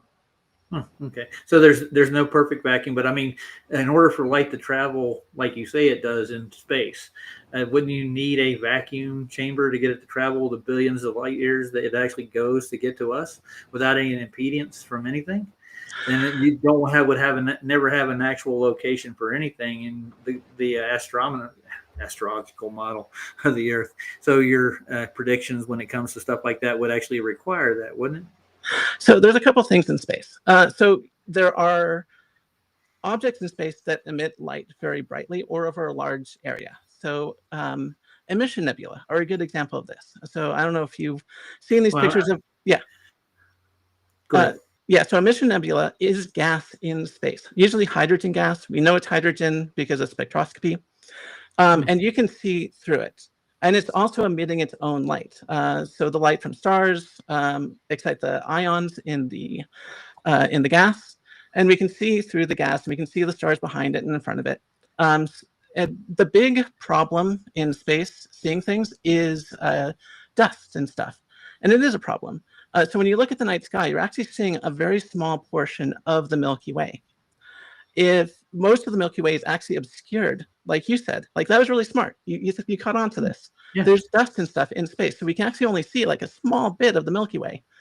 And what we see in the night sky is up to a few thousand light years if it's like a really bright star. If it's a dim star, most stars you just can't see, even if they're not obstructed by a bunch of dust and stuff. So good point. I'm thinking about like the sun 93 million miles away. How would it get its light so perfect every day in the same spot if there were this phenomenon happening in space?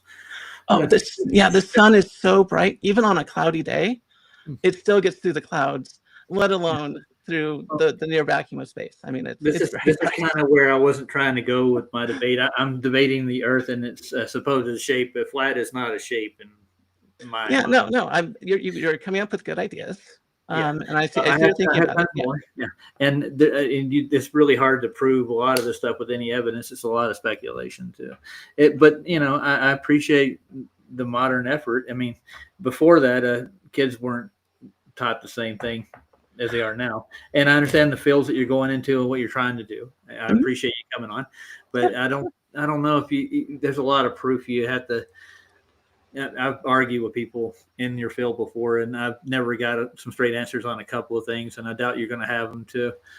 All right, well, I don't want to take up the whole debate, but it was a pleasure talking to you. And yeah, I appreciate your input. It was excellent. You were well read, and I'm glad you're worried about your students and their future career in consensus science. Yeah, yeah, thank you. Of course, no problem. Thank you, Astro Kate. I appreciate you. All right. Anybody else in the back here? Let's see. Let's try FE Shield. Hey, dude, if you can show yourself, I'll let you on. Yeah, if not, anybody else wants to come in? Might need to post the link again real quick. Yeah, I'll grab it. I thought I put it in. I got Ryan. Who's that guy? He wants to debate. Get him off here. Get him out of here. Well, we went to Narnia there. You enjoy that one? That wasn't the real Cookie Monster. Get him out! Get him out! It's fake. He's a clone.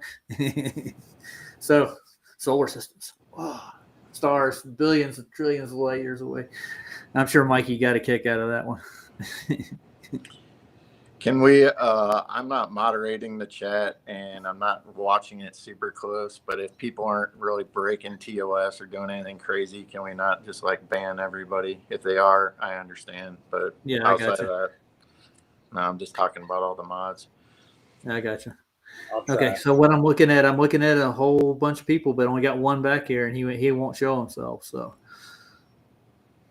you can let him back in now. I was trying to make a point. Oh no, it's not him. I got a new guy waiting in the back. He won't show himself on screen. The last two that I banned, the last two that I kicked, one of them was harassing Mikey, and the other one was harassing somebody else. Well, that's understandable. Yeah, it's understandable, dude. Anybody else want to join? Anybody got some more glow proof they want to present? Then you're wasting your time. How many people did we have in so far? We had 1, 2, 3. Brenda, Craig, Astro. That was it, right? Astronomy Live wants to come in. Danny Faulkner's pet kid. You know him? Well, I don't know him, but I know who he is. All right. Let's see if he shows himself, though. Hey, can you show yourself, Astronomy Live? Drunk Debunk says he's doing laundry. Otherwise, he'd be in. Oh, okay. Astronomy Live, you have a camera, right? What if you don't have McTon? a camera. I saw you there a second ago. Oh, you want me to show my ugly face? Oh, that's Cookie Monster saying that. Okay. Here, I'll show you my ugly face. Hold on, just for Matt. Can you post the link? Max says he wants I'm to just come saying, if you want to come on the show, if you can't show your face, then, I mean, I don't know what else to tell you. Post the link real quick, Roger. I've had people come in and drop bombs. You know what I'm saying? Yeah. I don't want one of those. Max has said he wants to come on. Okay, Max, the same Max I'm thinking of. Yeah. Yeah. Unless you don't want him on. Is he going to come in and accuse me of saying he's a hacker? I don't know. Yeah. Anybody that's going to sit there and change somebody's email address to make it look like that they didn't get an email because they changed their address, that's really what happened. The only reason that came to mind to say hacker was not listing my camera to be able to show my face. How is that? It does it. Dude, for all you got to do is enable it, dude. It's not hard. Just click the button. Everybody here will show their face except this Lord. That's the truth. He doesn't have a camera that works worth the shit, anyways. This laptop hardly works. I don't know. What do you think? Just do it real quick. See what happens. Talk. You mean you want to put them in? Yeah, just put them in. Say something real quick. If they're doing anything crazy, see ya. Okay. Yeah, I'm gonna pop you in and pop you out, dude. Hello, Astronomy Live. That should be enough. He came in to yell at me, probably. You gonna say something? Did you talk? Forget about it.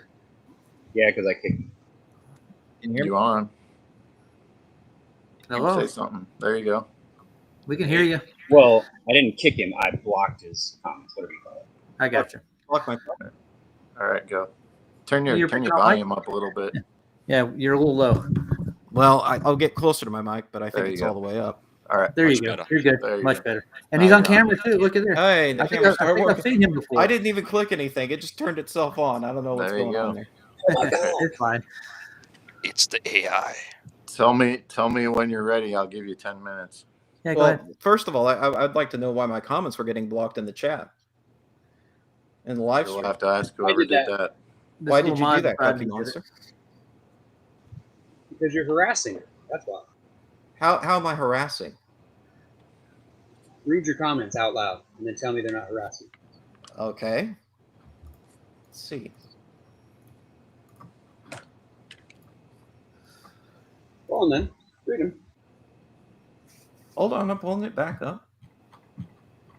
Okay, it's run off the screen now, but they were not harassing. There were no insults. I didn't insult anyone. I simply was providing it. If you want me to, but yeah, unblock me. I wasn't providing any insults. I was only providing evidence. So how is that harassing? Make a comment and I'll unlock it, but you were harassing. You were making comments. No, I wasn't harassing anyone. I'm going to ask you one question. Were you directing your comments at Mikey Smith by chance? Of course. Why would you do that? This is Mikey's channel. Is Mikey even in here? Is he even debating anybody? So why would you even need to make comments? Mikey was trying to present his evidence. I was presenting mine. Okay. He linked to his video. It's only fair I get to link to mine. That's a fair shot. I don't have a problem with that at all. People can be a judge for themselves. So you ready to go? Yeah. Sure. All right. 10 minutes. Go. All right. So one of the strongest evidences I have for Earth being a globe is the prediction of total solar eclipse paths. Flat Earth is absolutely unable to predict where a total solar eclipse will be visible from. It can only, at best, estimate the approximate timing, but it cannot tell you the precise path you need to stand within in order to see the moon completely cover the sun during a total solar eclipse. In 2017 and 2024, I personally predicted the path of the eclipse, and I went out and stood in the paths of those two eclipses. I observed the 2017 eclipse from Casper, Wyoming, and I observed the 2024 eclipse from Maine. So in both cases, my own personal calculations using the globe accurately predicted the path of the total solar eclipse and allowed me to observe totality with my telescope. In order to do that, I calculated where the moon's shadow would land on the Earth from a selenocentric perspective. In other words, treating the moon as the center of the universe. That doesn't mean that I actually believe that the moon is the center of the universe, of course, but it was a convenient reference frame to use when calculating where the moon's shadow would land on Earth's surface. But from that point on, I had to find where it actually intersected the surface of a spherical Earth. And for my purposes, I did treat the Earth as a sphere for simplicity. More accurate methods may use the oblateness of the Earth, but it's relatively minor and can be disregarded for most purposes. And for that, I was able to get within a couple of miles of the exact center of totality, and I was able to see totality from Lake Parlin in Maine, most recently in 2024. Now, other people like Shane have claimed that Flat Earth can predict total solar eclipses using Besselian elements, but the Besselian method uses a spherical Earth. Shane doesn't know how to use Besselian elements to predict the path of a total solar eclipse. All he can do is predict the X and Y coordinates on a fundamental plane that bisects the sphere of the Earth. But he does not know how to actually tell you the latitude and longitude you need to stand on in order to see the total solar eclipse. And in fact, he's simply using a table of Besselian elements that has been previously published. When I challenged him to predict the eclipse of October 9th, 3001, which I personally knew about because I know how to predict total solar eclipses, he not only blocked me on Twitter, he actually removed my reply, censoring me, much like I was censored in the chat here just a few minutes ago, because he knows he can't rise to that challenge. The October 9th, 3001 eclipse is one total solar eclipse past the end date of the canon of solar eclipses. He was plagiarizing to try to predict things using Besselian elements. But again, even with his plagiarism, he was unable to come up with actual maps showing the total solar eclipse, except when he took existing maps and simply reprojected them onto an AE map. Reprojecting the results of a globe prediction does not make it a flat Earth prediction. It's still a globe under the hood of the car driving it down the street. Just as in my spreadsheet, I'm using the globe and figuring out where the moon's shadow is going to intersect the globe. Besselian elements likewise require you to not only find the X and Y coordinates of where the shadow lands on the fundamental plane, bisecting the globe of the Earth in half, but then that is only the first half of the process. You then need to find where it intersects the curved surface of the sphere of the Earth facing the moon. and the sun during that time. And that is a step that Shane neither showed nor knows how to do, because he was trying to plagiarize a website that showed how to do it, but only the first half of the process had been documented so far on the website that he copied to his website. I actually have books on solar eclipse paths and how to calculate them, including how to calculate them with Besselian elements. And so I showed this in a video that was on Red's Rhetoric's channel. But the methodology I used in 2017 and 2024 was not based on Besselian elements. It was based on simply knowing the orbital elements of the moon and the Earth around the sun, and doing my own math and figuring out for myself where the total solar eclipse should occur based on where the moon's shadow would land on Earth's surface. So that, I think, is some of the best evidence that Earth is a globe. Secondarily, and something that is personally favorite for myself, simply because of my own ego, I guess, is the fact that I discovered a comet in 2016, P2016J3.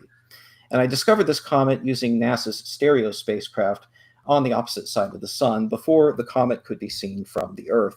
So the very first observation made of that comet was made with NASA's STEREO head spacecraft in 2016, and then it was later seen from the Earth. And astronomers at that point gave it the permanent number designation 414P. So if NASA spacecraft are not really in space and not really going around the sun to the other side of the solar system, then how did I discover a comet in 2016 before it could be seen from Earth, only for it to later be seen from the Earth by both professionals and amateurs alike?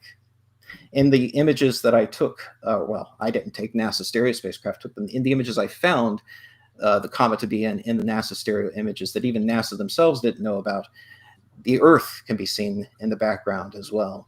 So there we see the Earth, and let me pull that up. I can share my screen, right? So let me share my screen. Sure. So here are my discovery images of P2016J3. It loops with a highlighting of the comet passing through the field of view of the STEREO head heliospheric imager 1. And then on the right side, you see a few bright objects, one of them barely moving. That one is actually Earth in the background. Mars is also there as well.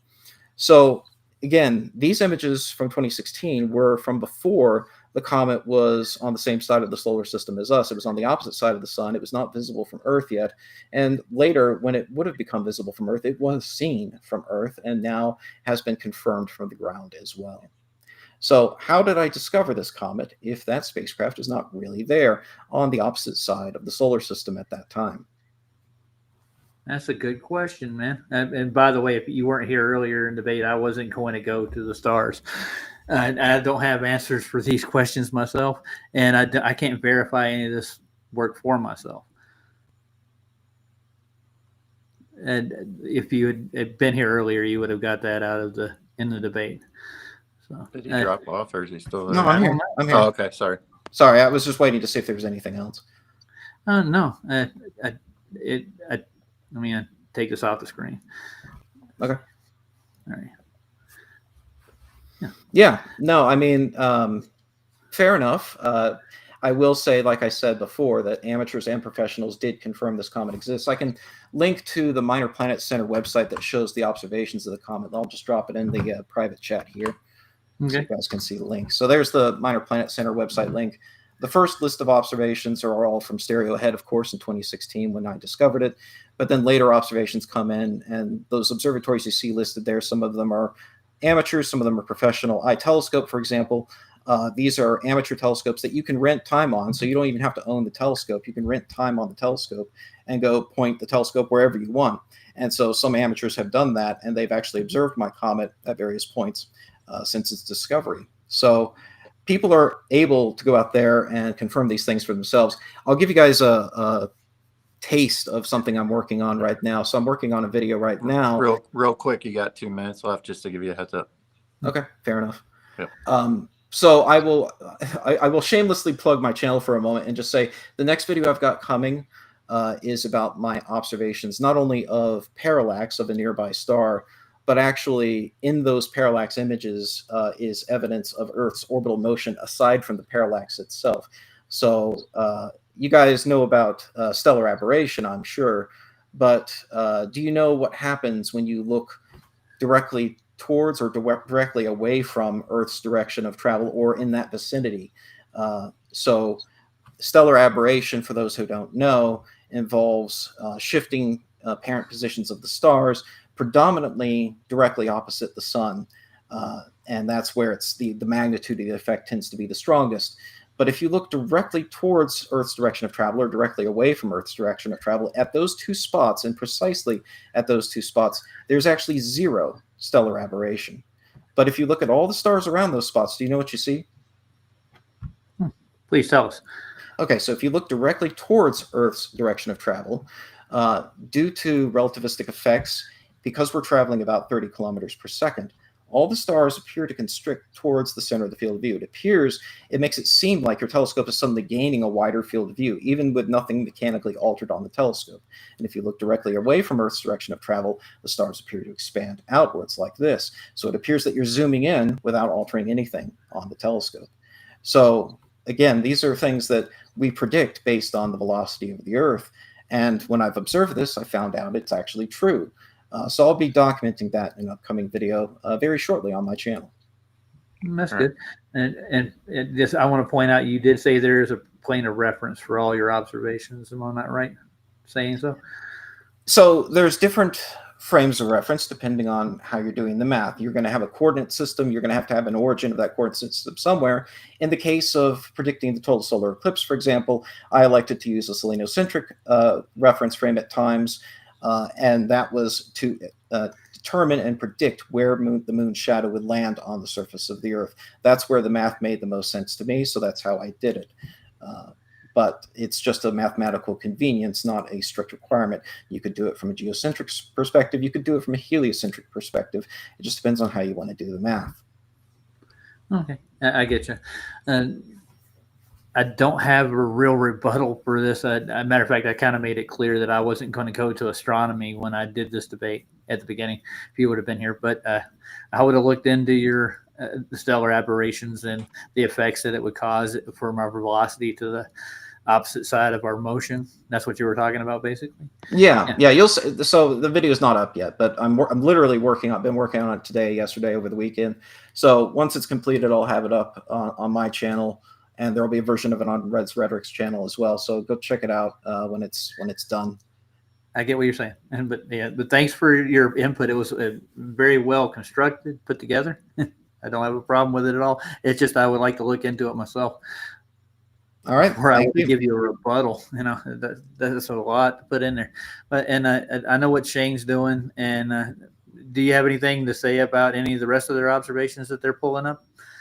Well, I do want to get into it with them about the celestial theodolite stuff they've been doing more recently, but I've been, and I warned Shane about this. So I had a debate with Alan. Well, I didn't warn Shane. Shane's got me blocked. He still has me blocked. I would love for him to unblock me so we could actually have a discussion. That's my message to Shane. To Alan, I did have a debate with him on Red's channel a couple months ago, just before the summer got underway.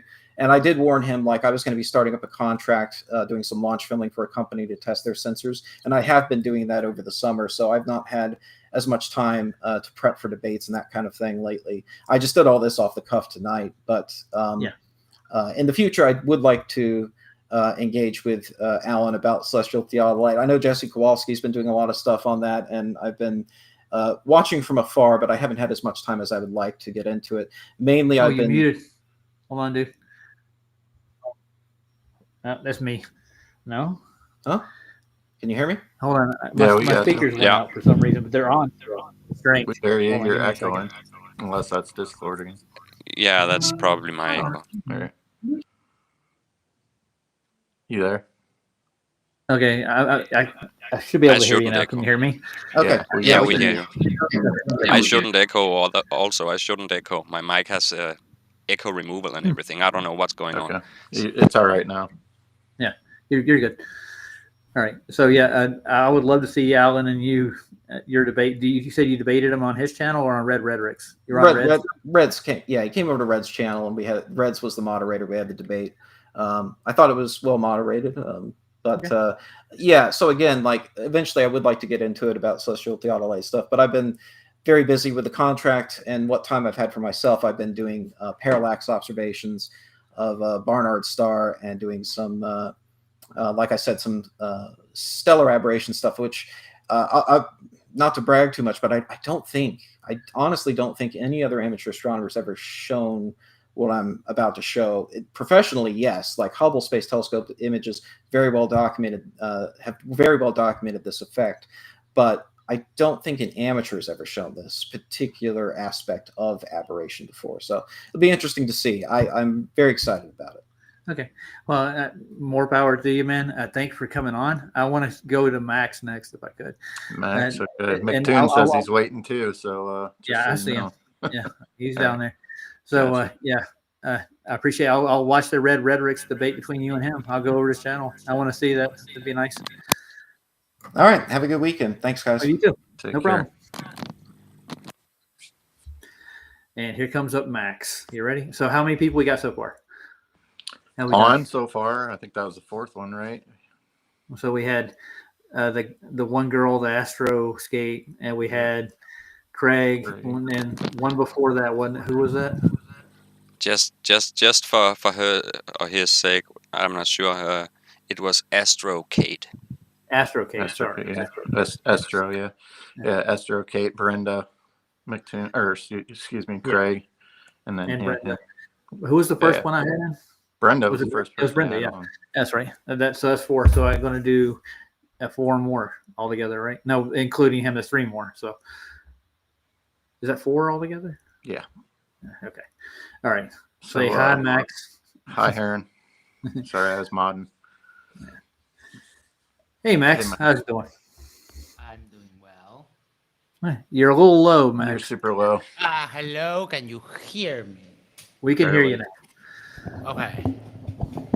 So can I present? Oh yeah, you got 10 minutes. I'll put anything you put in. Go ahead. Sure, give me just. And you can give it max power. I'll start when you present. I never do anything less than 100%, so we're good.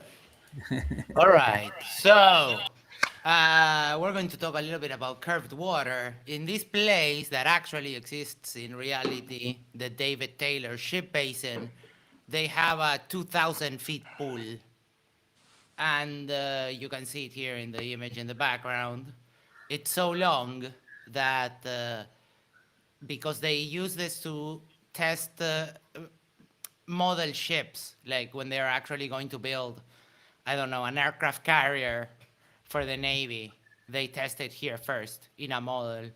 So the thing is that the pool is so long that the water curves, and the railing on top, they had to build it matching the curve of the water in those 2,000 feet. And here we have some quotes I found, because this was a government project. There's a whole engineering document that they made after they built this place. They had to measure if it was correct. So this is the engineering document that I gathered, and it has everything, and it's publicly available. And the other thing would be, I don't know, reciprocal zenith angles. You can just measure the curvature on the ground. Main Surveyor has on his YouTube channel a step-by-step process of measuring the reciprocal zenith angles. And the hypothesis would be, if the Earth is flat, this angle plus this angle would be 180 degrees. If the Earth is not flat, those angles would always add up to more than 180 degrees. So I'm well aware of these arguments. I've been to both of them before. Go ahead. No, that's it. We can talk. That's all you got? Okay. Yeah. Yeah. Can you demonstrate your reciprocating zenith angles in real time, real life? Yeah. You can? You have a demonstration of it? Yeah. Just go to the dude's video. There's like hundreds of them. Okay. That's good. I've never seen it in real life. Yeah. I mean, get in touch with them and buy them lunch and have them do it in front of you. I don't have to buy them lunch to do it myself, dude. But I mean, anyways, yeah. So I mean, it's not that like it's inaccessible. You could, Okay. you know that you can rent the device. Costs $35 per day in the U.S. You So could if I rent it go set and do two it plumb yourself. bobs and I put them across from each other, the further they get across from each other, the more they reciprocate. Is that what you're The telling more me? they diverge, yeah. Yeah. And you can actually take a theodolite and measure this across. Is what you're talking about? Yeah. Okay. How does that prove the Earth curves again? You know, how does directly measuring the curve of the ground prove that the ground is curved? I'll let you. No. I'm talking about the plumb bobs themselves. If you can get a line of sight of them, how are they curved away from each other?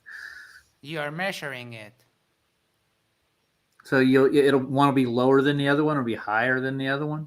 No, it's not about lower or higher. It's that they're diverging. The camera and this shit is glitching, but they're diverging. Okay, and the tolerance level of concrete over that distance wouldn't allow for any kind of bend or anything. Why would concrete? We're talking about. I'm talking about the shipyard right now. Oh. Yeah. Yeah, over that distance, don't you think there's a tolerance level for concrete? They would have to give it some kind of give and engineer it that way. Yeah. Sure, the concrete, yes, but the important part is not the concrete; it's the water that is curving. Is the water curving? Did you see? Did you go look at the curving water? But the thing is, like, it has a carriage, and in order for them to accurately model how the ship would behave, I've never seen water do that. I mean, you can go. This place is in Bethesda, Maryland. You can literally go there. Mm-hmm. Yeah, I'm a Navy man myself. I come from a long Navy line. Right, that would be a field trip. Oh yeah, would be. Yes, I would love to see this, but I'm pretty sure they did add a tolerance to that distance of concrete. It would actually give it an apparent like bow to it. But the water bowing, I've never seen that personally, especially still water. I don't see an earth curve there. But I mean, with the reciprocating angles, there's probably a number of reasons why it would appear that way. Probably the distance over where they are. But I mean, that doesn't prove any earth curve. It's directly measuring the curve. How's it measuring the curve? You're above the Earth. The plumb bob is not on the Earth. I explained it. I showed. So what are you hanging it off of? Your plumb bob? Are you leveling it off? It's a the device, the theodolite doesn't. You don't have to hang a plumb bob. It just does it's a device. There's other factors with a theodolite too than just curvature of Earth. They're not fully that. How far are you getting these angles at? Are they like right next to each other? No. No, they're over distance, right? Yeah. Mm-hmm. I've had this argument with what was that guy's name? Jesse Patholite, and we got into a lot more depth in what would cause the angle to bend somewhat may appear to. Even in a measurement, I mean, if you measure directly from the horizontal up, is it going to be the same exact height across? Would there not be a level there? The horizontal is determined because you're supposed to have line of sight from point A to point B. That's a horizontal. Mm-hmm. Yeah, and there's a horizontal reference you have to have too, right? At the very beginning. No, you don't have to have a horizontal. Okay, so you're working off a tangent. The horizontal. Yeah. You get the horizontal at the side of each theodolite because that is orthogonal to plumb. Oh, okay. All right. I got where you're going with it. Excuse me for a second. I'll be right back. All right. I guess he'll be back in a second. I'll have Roger go over the charity donations here as soon as this is over. But for the time being, just everybody in chat. I know that the real debate seems like it's going on over there, but don't try not to destroy each other over there. All right. Do you have any physical demonstrations of this actually happening in real time? And can you get orthographically? Do you count? Yes. Okay. Pull one up. Pull up a demonstration for me. There's like hundreds of these videos on the YouTube. There you go. hold on. Copy, paste, there you go. That's one. This one is in the Bonneville Salt Flat in Utah. And guess what? In one of the flattest, quote unquote, places in the world, you do this type of measurement and you realize that it's not flat.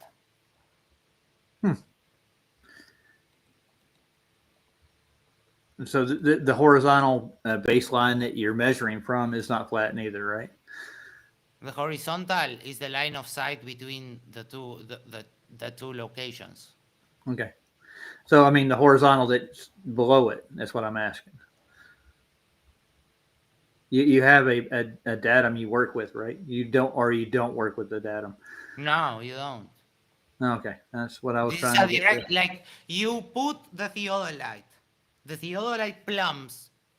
That gives you the horizontal at that point in the surface of the sphere. You have line of sight to another thing, to the objective. So that gives you the horizontal between. And now what you're doing is you're measuring the deviation between the local horizontal and the plumb, the 90. And it always adds up to more than 180 degrees. And you don't add any radius value into this equation at all, right? None? No, you can see the pages step by step of the math. He shows you the copybook and then the results. He takes sets of measurements. The other thing I'm going to go to is there any terrestrial refraction that you add to your equation at all? You need to be aware.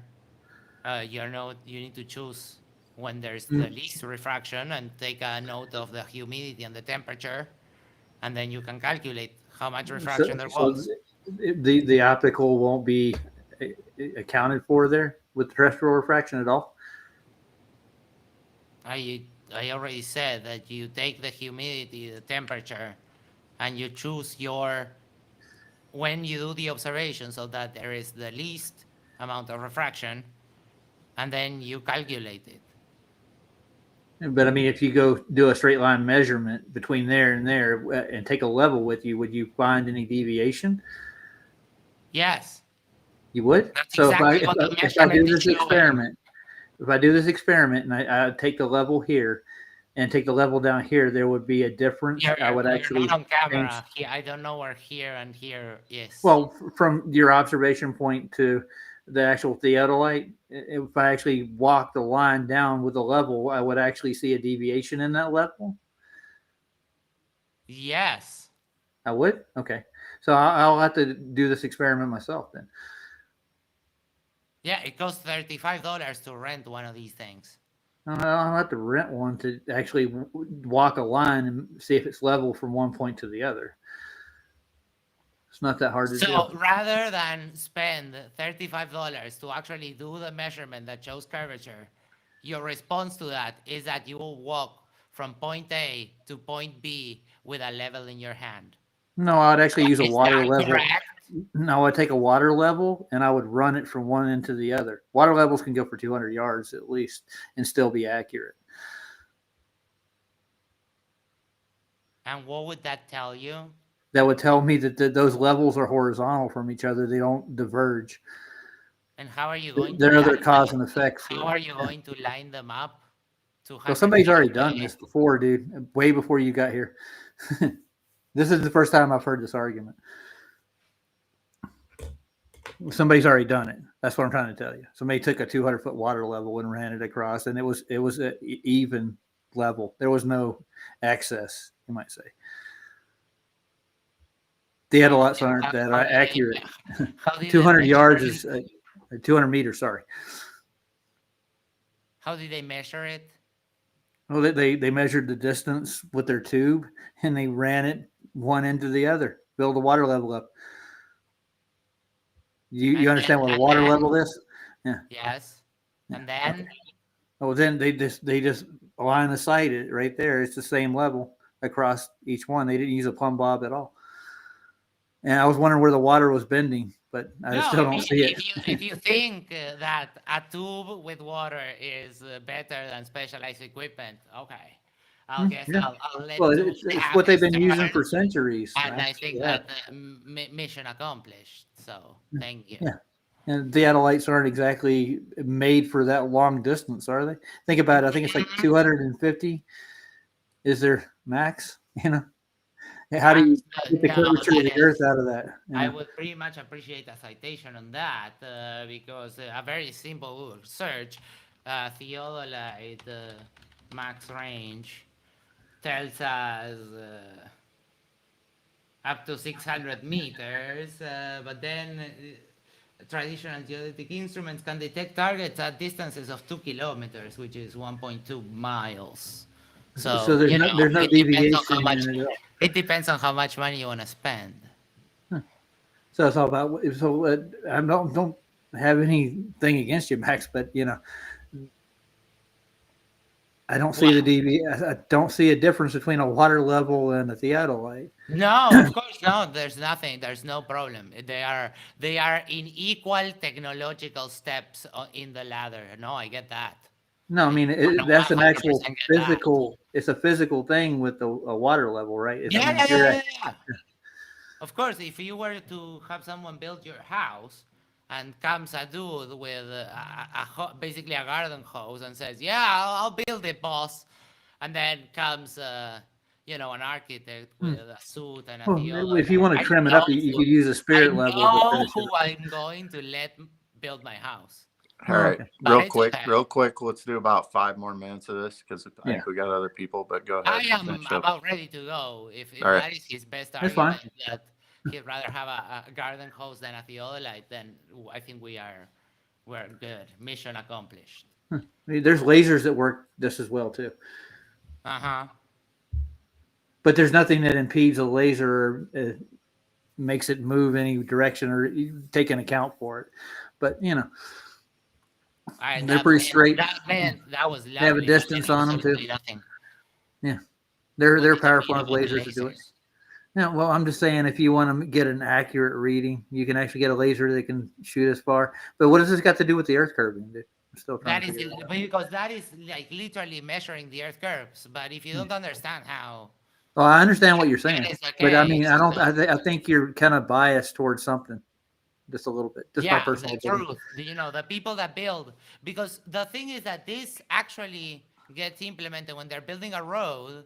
The dude goes and grabs the theodolite and measures, and then they build the road. Right. Yeah. So these people do stuff in everyday life, but there's more. So there's more people here. So I'll just go. Thank you. Thanks, Max. I appreciate it. Now see who's next in the list. I'm sure McTon's still waiting down here. McTon, yeah, he's up. Apparently. All right. Well, he's going to come in and say some nice things. I hope. You agree? I agree. Find out. All right. Hey, Michael, how you doing? Hey there. Can you hear me fine? Oh yeah. We sure can. Good. There's an echo from someone. It's Discord. Sorry. All right. Yeah, I hope you get to go to Antarctica. Me too. You should be getting your $5,000 deposit into them pretty soon. And I don't think I'm going to make it this year, from what I can tell after talking to ALE and a couple other people. They haven't really answered. They haven't called me back. I've left them messages and stuff. Talked to the owner, but they haven't gotten back to me on it. What do you need? What questions do you have for them? What questions did I have for them? I need to know where I'm going and the schedule and stuff. Yeah, so they have on their website the different things that you can choose from, and they have the same trip that I went on as one of the options, which is the same dates this year, December 14 to 18, and it's to Union Glacier, the same place I went. What else? What other questions do you have? Oh, I want to actually take a trip probably a little further down than just Union Glacier. I want to go deeper into Antarctica. You want to go all the way to the South Pole? Yeah, that's what I was aiming for. Oh, so they have that as well on their website. Yeah, I'm well aware of it. Yeah. Oh, hold on. Their prices are a little higher, dude. I know. Yeah. I know. Yeah, of course it is. That flight is a different flight. It's on one of their Twin Otters, and there's less people that can be on that particular plane, and they need to fly it, down to the pole and then back, and so the fuel has to be covered. Plus, then you're lodging at the South Pole station there. So yeah, there it is. So they have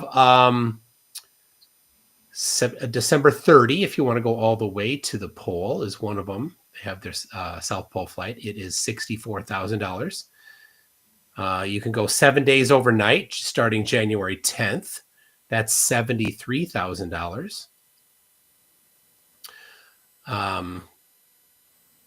They have another one, South Pole overnight at Three Glaciers Retreat for $85,000. So what questions do you have for them then that they don't already list on their website? I'll pop that in the chat not just for questions everybody. for them, and they actually put a lot of things to me about not wanting me to go anywhere in particular except where they wanted me to go. This is what Peter told me. Like what? Like what? Like I'm going to be restricted to what they can do. They didn't really want to take me because I was Flat Earth Society. They were real iffy. They really wanted to get back in touch with me on my trip. I wanted to do a 24 hours, live stream. Yeah. They were really iffy about that. He didn't want to have anything to do with me to start with. They kind of brushed me off like that. Just that easy, dude. So I went to another organization. Roger, it sounds to me like since you don't have any money, they're not very interested in it. No, I didn't. They don't know how much they money have. I have. It had nothing to do with that. Sure. Yeah, they don't. None of that is what is reality. So, real quick, is this just a normal discourse, no debate here? Or, yeah, I'm questioning just a couple things about the trip. I'm hoping he gets to go. All right. And like Craig said, if you do get to go, I hope that you put a little bit of thought into what kinds of tests you might want to do, because when Austin went, Austin who was the darling flat earther before he went, all the flatties thought he was super smart, and his what he was going to do was bring a gyro compass in his backpack. That was his experiment. A gyro compass in his backpack. So obviously he put zero thought into what he might do when he was there. So what might you do, Roger? What are you thinking of to do when you're there? I have an observations or two that I want to make, actually. Yeah. And I want to do a live stream for 24 hours. What observations would you like to do? Well, I'm going to view the sun with a filter for one. I guess polarization filters actually roll out reflections off a dome, for that matter. Yep. A polarization filter will, so you get you can typically rotate them on the lens. So you put it on and then you rotate it around and you see if it changes the intensity. And if it does change the intensity, then you know that the light's coming in polarized, like it's reflected. And if it doesn't change it, then you know that it's not polarized. So do you have any connections for Roger to ALE there, McTon? Like anything that could help him out as far as getting him down there? Or, well, you seem to have the end. Sure. If you want to go to the South Pole, the link that I put in the chat there that's their options. That's what they have for. I mean, do you know anybody that like at ALE? Do you have any Yeah, sources? I can give you the email address of the lady that I emailed all of my stuff to and from, but it started with, "Hey, I'm going," and she's like, "Okay, here's the forms to fill out. Here's the place to send your deposit to. Here's more forms. Send us a picture of your passport and all of these different things." So it's just business. That's what it was. So when it's time for business, then it's time for business. That's what you do. You pony up the money and you start sending the documents and filling them out. Okay, well, I was just curious why Roger is having such a hard time getting callbacks. And I never called him once. I just emailed. So if you want to, if you email, and I can get her name. What you do is you email. You say, "I'd like to sign up for this trip," and then she'll come back and say, "Here's what you need to do." It wasn't hard. Here, I can. Yeah, well, the thing is, I called him the first time, and I did get an answer from one of the owners. There were 3 owners, he said, Okay. and he was one of them. His name was Peter. We had a nice conversation, and we went through all the rigmarole and what happened on the trip and why he doesn't want to take anybody dealing with flat Earth at all. So I actually got pushback like that originally. All right. Well, money talks, Roger. You say, well, I don't care. I'm going to pay you money. He'll say, all right, let's go. So he told me straight up Stephanie. that he was gonna charge me 3 times the amount almost because of who I am and what I wanted to do. Yeah, you have a recording of this? No, I didn't record it, and I didn't need awesome. to. Okay. I'm not going to lie to you about it. So the email address is stephanie.taylor@antarctic-logistics.com. You just shoot her an email and say, hey, I would like to go on the 6-day South Pole flight from December 30, or the whatever you want to do of the different options there. So Well, I went to Swoop because I got nothing coming out of them, and they gave me their email address and all the prices and stuff too already. I already have this already. That's okay, good. so I'm glad you did. yeah, And- so you don't really have any questions then that are Not for unanswered. them, but I got pushback from them. That's basically what Okay, it is. but this started with you saying that you had questions and you were waiting for answers from them to those questions. Yeah, and I don't know what, yeah, and it's unclear what questions you have. Yeah. Well, I want to make sure that I can get what I want to do while I'm down there, like do a live stream, et cetera, et cetera. And he didn't want to actually go through any details with me. On what I talked about. You can do a live stream. Bring your own Starlink. Yeah, I got that from the other Swoop company too. There's nobody else that does this. They have a marina-based system they use. Marine. Yeah, It's not Marina. Marina. Yeah, no, I got you. It's fine. All right. Anything else you want to talk about? All right. Well, yeah. I hope you go. I'd love to see you go. All right. So, what does Isaiah 40:22 say? Oh, I know what it says. I have it on one of my shirts, actually. So, yeah. He sits on the circle of the earth. We're going to go there. Okay. Really? Okay. Go ahead. All right. So you agree with that? No, I believe there's a circuit to the sun and the stars and the moon. Yeah, they take a circuit. Yeah, that has nothing to do with sphericity of the earth. So I didn't say circuit. You didn't say circuit when you quoted the verse. Circle, circuit. Yeah. What's the difference, dude? Well, there's a difference. A circle is a shape. A circuit. No, a circle's not a shape. No, a circle it can make a shape, yes, but it's not a 3D shape. I didn't say that. Is a circle a shape, Roger? Yes, it's a shape. Dude. Good. Okay. So do you think that Isaiah 40:22 is literal and that the earth is a circular shape? It has a circular shape to it. Yes, just from the sky. Excellent. Yeah. But there's 4 corners. I'm not talking about the sky at all. I'm talking about the surface. Yeah. Do you think that the surface of the earth is a circle? Is this rhetorical? Is there a point to what you're trying to say? Yeah. I want to get clarification so I know his position before I move forward. It's not rhetorical. It's not rhetorical. Do you take Isaiah 40:22 literally to say that the surface of the earth is a circle? Well, he says he sits on the circle of the earth. Yes. You didn't give me a yes, no. You said some other words and then a yes after that. So could you, without saying those other words, could you give me a yes or no?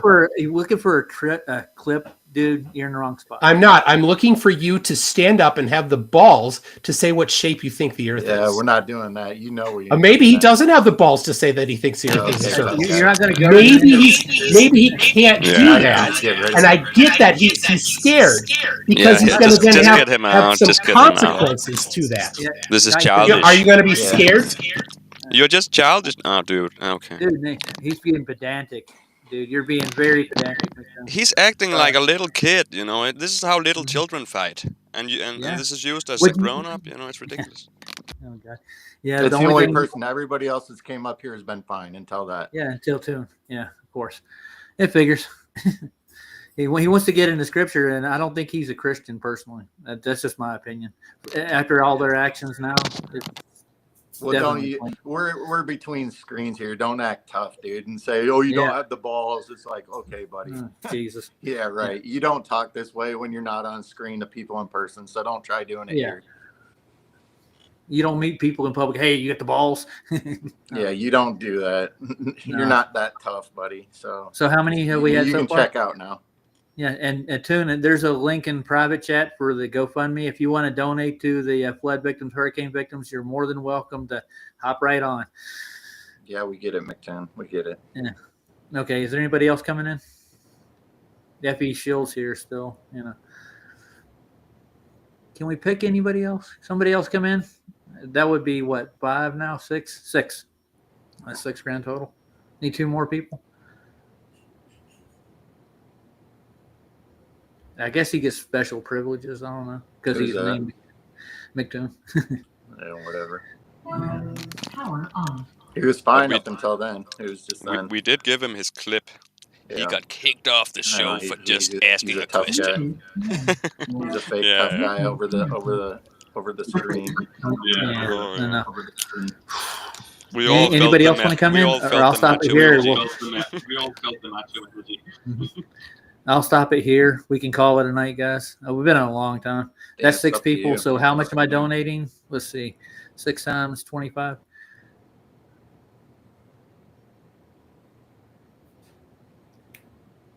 That's 150, right? Can anybody hear me? Yeah. Yeah. Okay. Yeah. Just doing the math in my head. That's what I'll donate to the victims.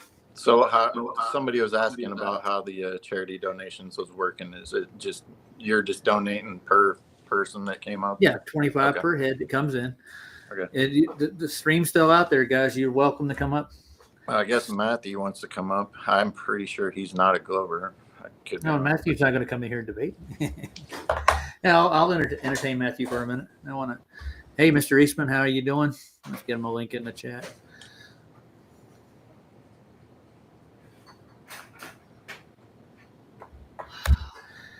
There you go. So, Cubby, what'd you have for dinner? What I had El Pastor tacos left over, and I stuck them on some chips, so nachos, basically. What the heck? That sounds good, dude. I know. Now I'm even chubbier. Look at me. Living up to the Glover's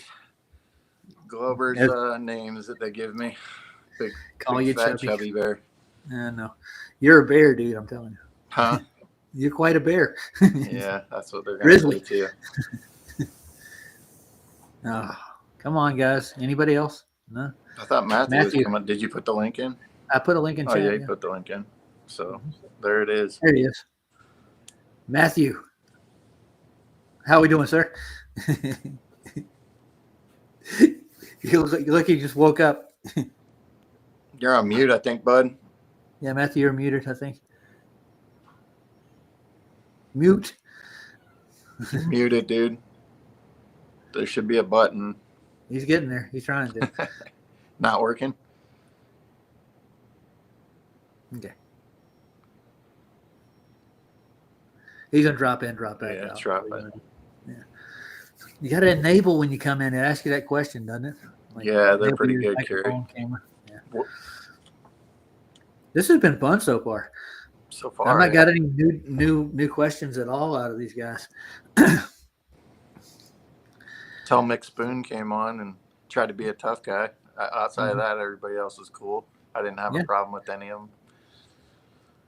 Oh, so boy, if kid's typing, you're gonna keep chicken. Oh no, you're gonna call me a chicken? Oh, okay, buddy. Nice. He's gonna act like the rest of the trolls that come in everybody else's chat, sit in the private room. Run, cowards. Why do you say the same thing in every? It's always cowards, chicken, no balls. Okay. Whatever. I ain't addressing them anymore. It's pointless. There it is. Just ignore it, dude. The other point that I want to make about circles of the earth, does it give a radius with that circuit of the earth in the Bible somewhere? I don't think it does. It's funny that somebody that doesn't believe in religion would even be speaking about the Bible, but maybe that's me. Dude, I have a flat earth shirt I got from Flats. It has Isaiah 40:22 on the front of it. Did you see Carrie's comment there, Roger? No, I didn't. Let's see.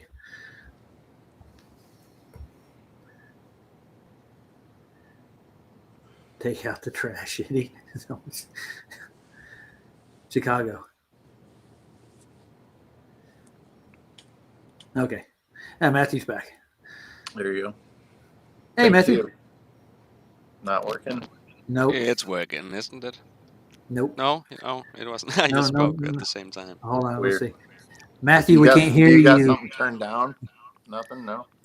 Use your words. Use your words. Use sign language.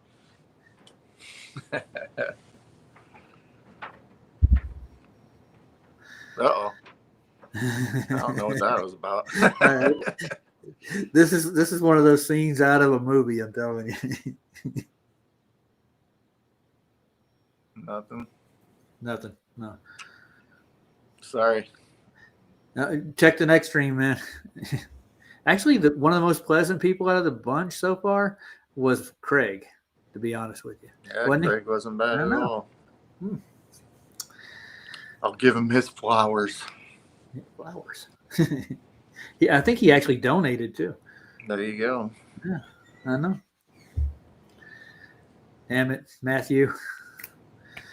It's not my fault. You got quite the showing anyway. I mean, you're up to, I don't know, 100 and something at one point, I noticed. I'll check Ain't his you game. able to unmute him, Roger, somehow? Yeah, I'm trying to look at it and see if there's anything wrong on this side. Hold on. Oh yeah, hold on. Let's see.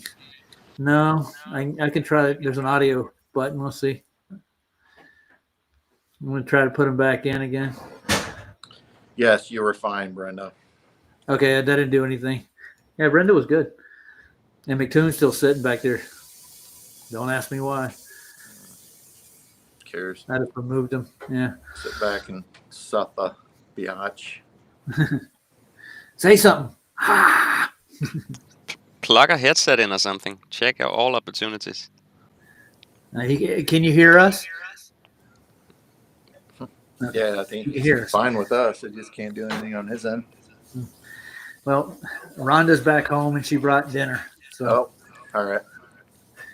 And how long have we been going now? 2 hours and 12 minutes? That's not bad. 2 hours, 12 minutes.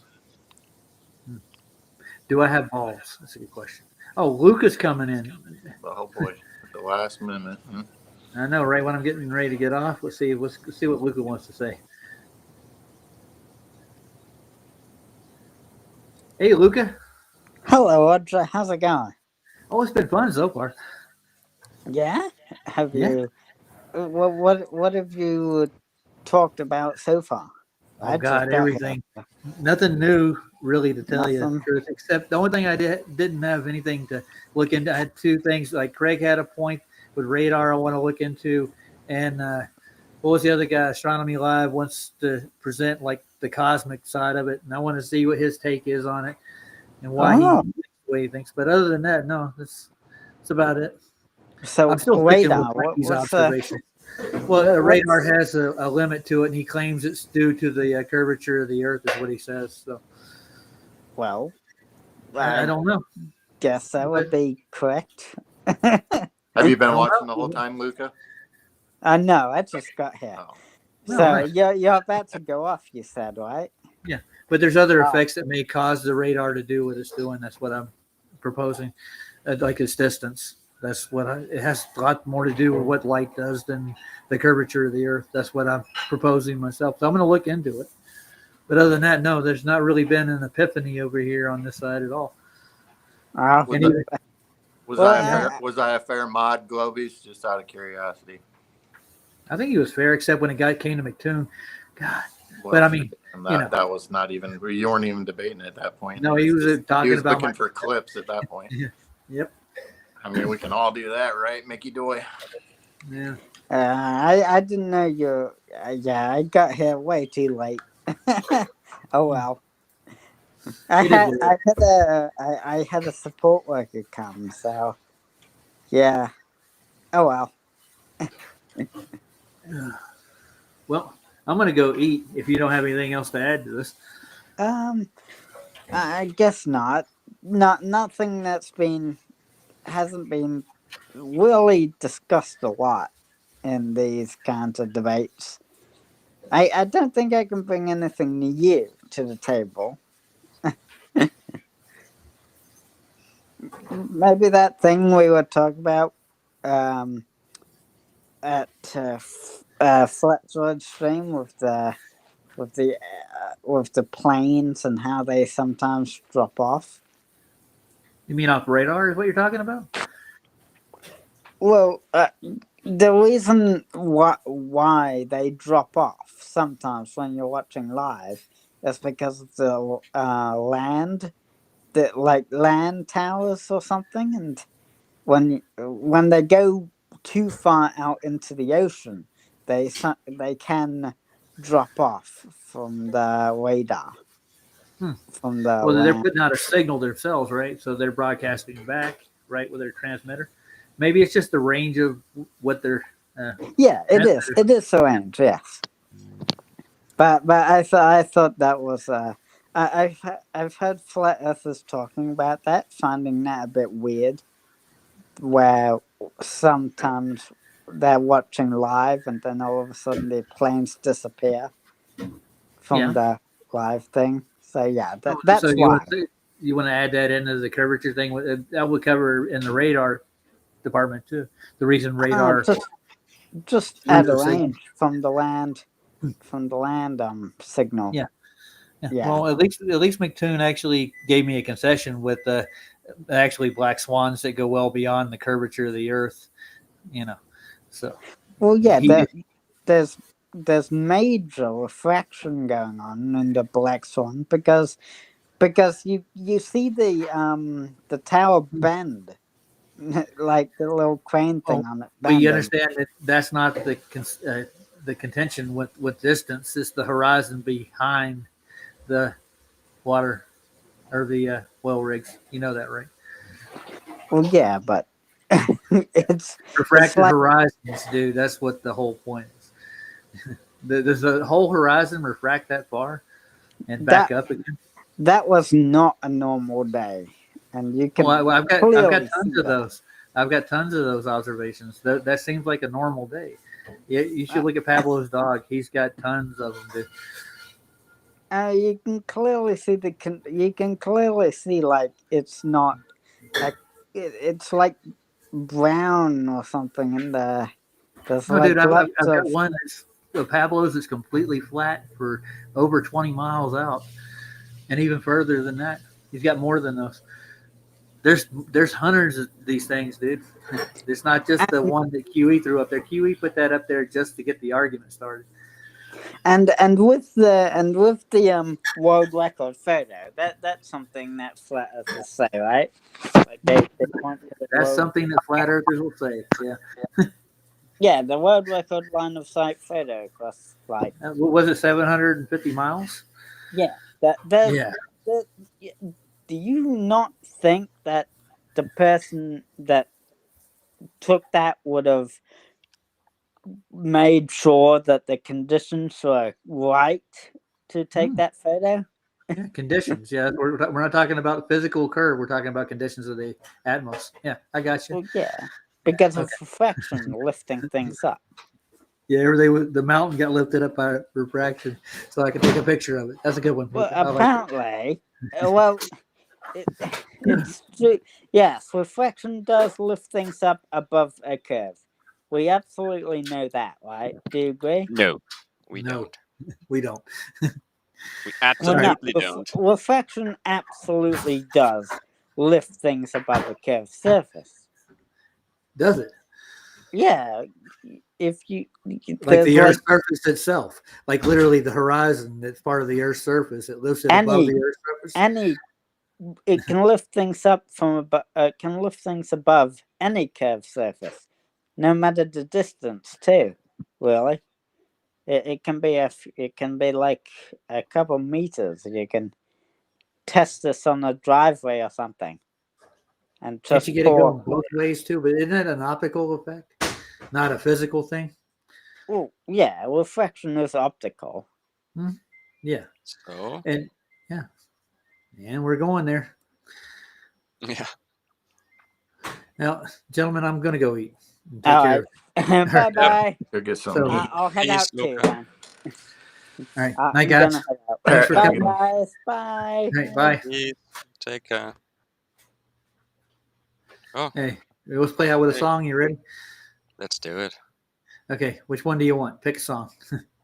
I think I'm gonna go with my normal though, but just because I played a song that could get copyright just at the beginning.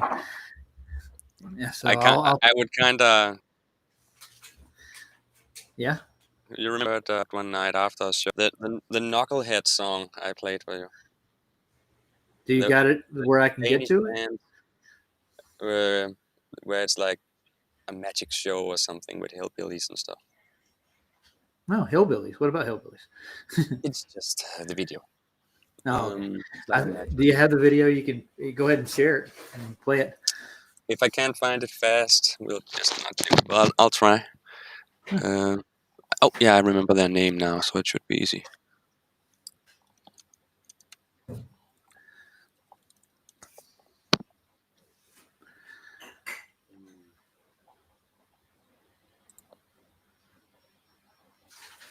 I'm just wondering how Wes got in here. He said he was blocked, and now he's trying to get into the chat.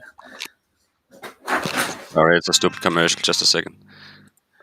What were you saying? I think I'm good, Wes. I know what you're going to come in and argue. You've already did it, so Wes is in the back. I'll count you as my ace. How about that? I'll round it up. Find the song. Yeah, but in a You horrible. got to go to the center of the Hell's Angles to I'm get just everything off giving the it equatorial a plane. try. Yeah. I want to You get. guys are welcome, all you Battle Bomb, everybody. Night, everybody. Wes, come over to Sobs. We'll talk about it later. Sob loves having you over there. I'm sure he does. Okay, this page does work. I'll give you this link. Okay. If you can put it in private, it'll work there. Yeah. Yeah, I just No, minimized. I'm not scared, Wes. Sorry. Where's the chat thing? It's over He wants the there. time to shine. And there's FGE's messages. Here we go. All right, cool. FGFE, I mean. Yeah, there we go. Yeah, cool. That Thank thing you. works on my end at least. Wes, you can come on another time. I'm going to have another debate with Craig. He said he wants to talk about it. I'm going to go review his radar evidence. Oh, I remember these people. Yeah. It's been a crazy, show tonight, and now we need a crazy. It's not a song. normal one. I went on and called Duffy to come over to debate, and he didn't come, so he sent everybody else. That's why we need a song that's also a little craziness. Yeah. Yeah. All right. Gotcha. Makes sense. And this is a Danish band, actually. I didn't know when I heard it the first time, but it is. They're local boys, huh? Yeah, I don't know where in Denmark, but they are Danish. Danish? Well, Denmark's not a huge place, is it? Not necessarily. No, tiny. I think we are around 8 million or something. That's not so Around bad. that. All right, this is Power Solo by Knucklehead. Whoever they are, I've never heard of them. I think I've heard one of their songs before.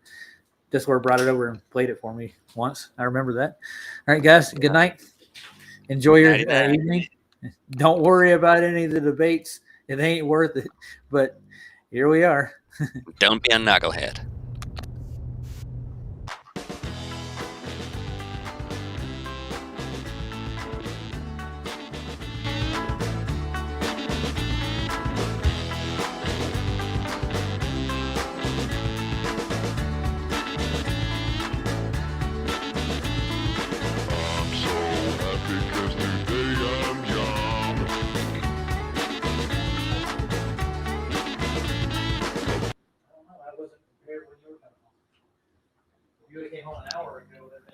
Okay, so they don't even give us a whole song.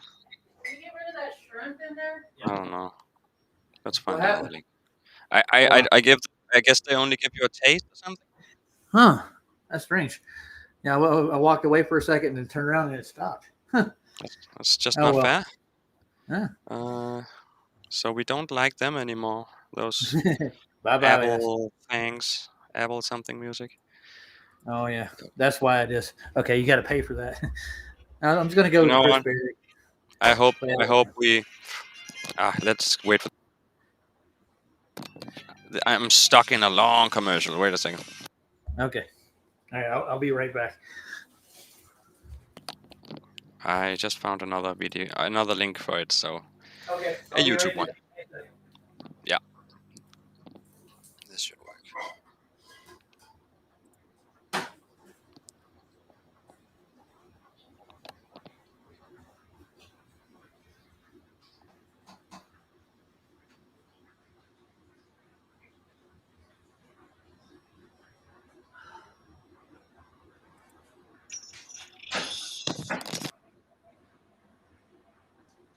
All right, hold on. This works. You get it? Can you hear me, sir? Yeah. All right, I'm back. I've been sitting here for 2 hours. Couldn't hold it any longer. Just one of those things. So you got another link? I am going to put it in just a sec or 2 or 3 or 4 now. I see it. It's a YouTube link too. Right there. Yeah. So And Scott's jumping in at the last second. The last second. At the last second, just so I can say that I was on the show. Oh yeah. My God! Hold on. Look, proof. I made it. Hey, Is it he's really here. on? Are you still on? He even has a screenshot of it, so he was here. Ooh. Yeah. I'm glad you decided to stop in. You've been watching for a while, haven't you? A little bit, yeah. I was busy cooking and stuff. So how'd you like getting called names all night? That was fun, I'm sure. Sure. I mean, I don't care. Yeah, I know. Thick-skinned? I don't know. Was I called names? Maybe.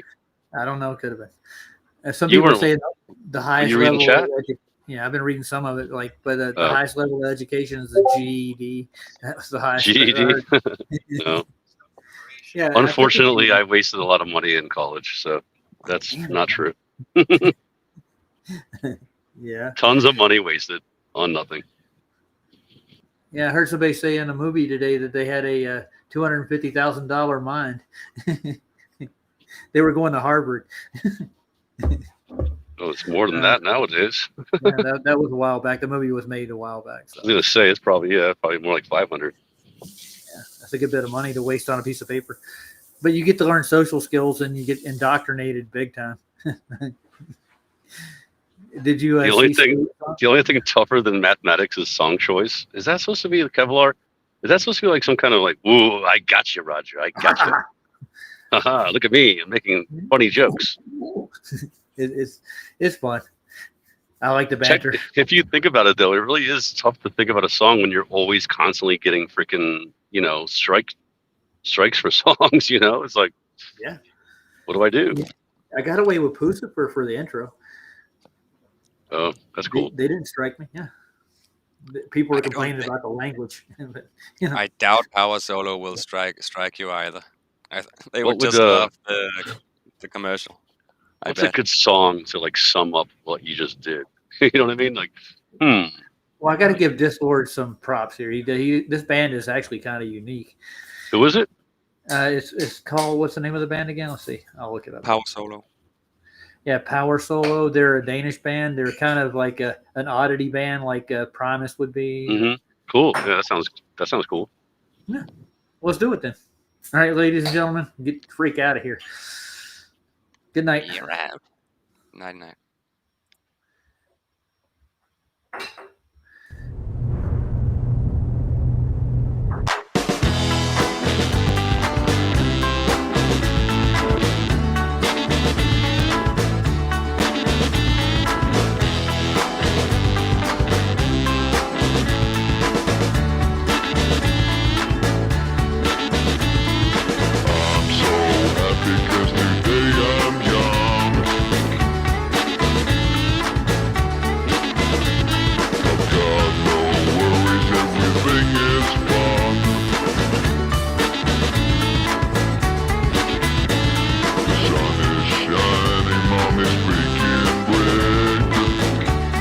Joe King.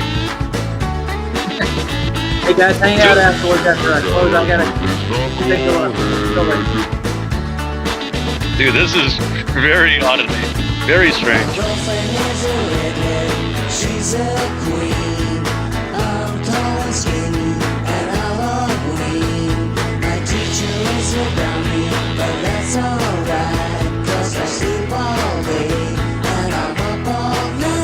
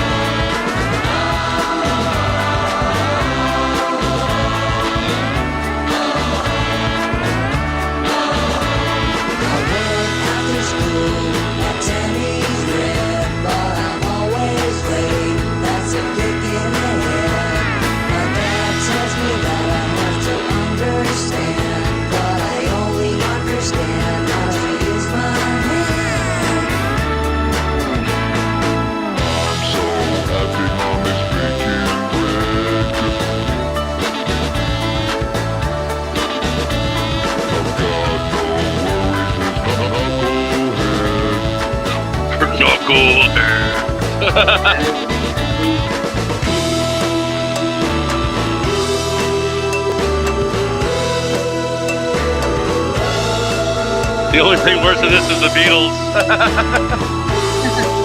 That's kind of funny.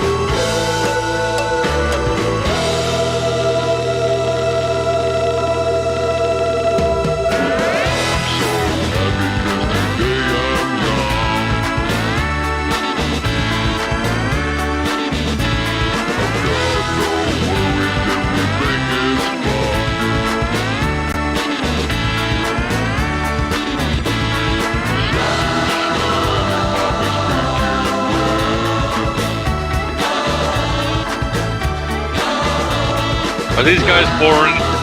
They must be foreign, right? They're from Denmark. Right? Oh yeah. Oh, that explains a lot. That explains that too, right? I don't think that explains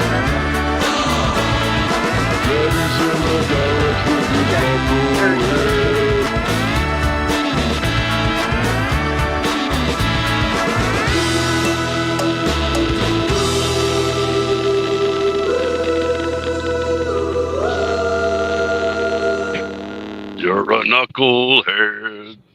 They didn't fall far from the family tree, did they? I'm just joking. The Danish are funny. They are. I'm going to end the stream, but guys, hang out for a minute. I want to talk to you after. I got something I want to point out. We are Night, quite guys. funny Danes. Yeah.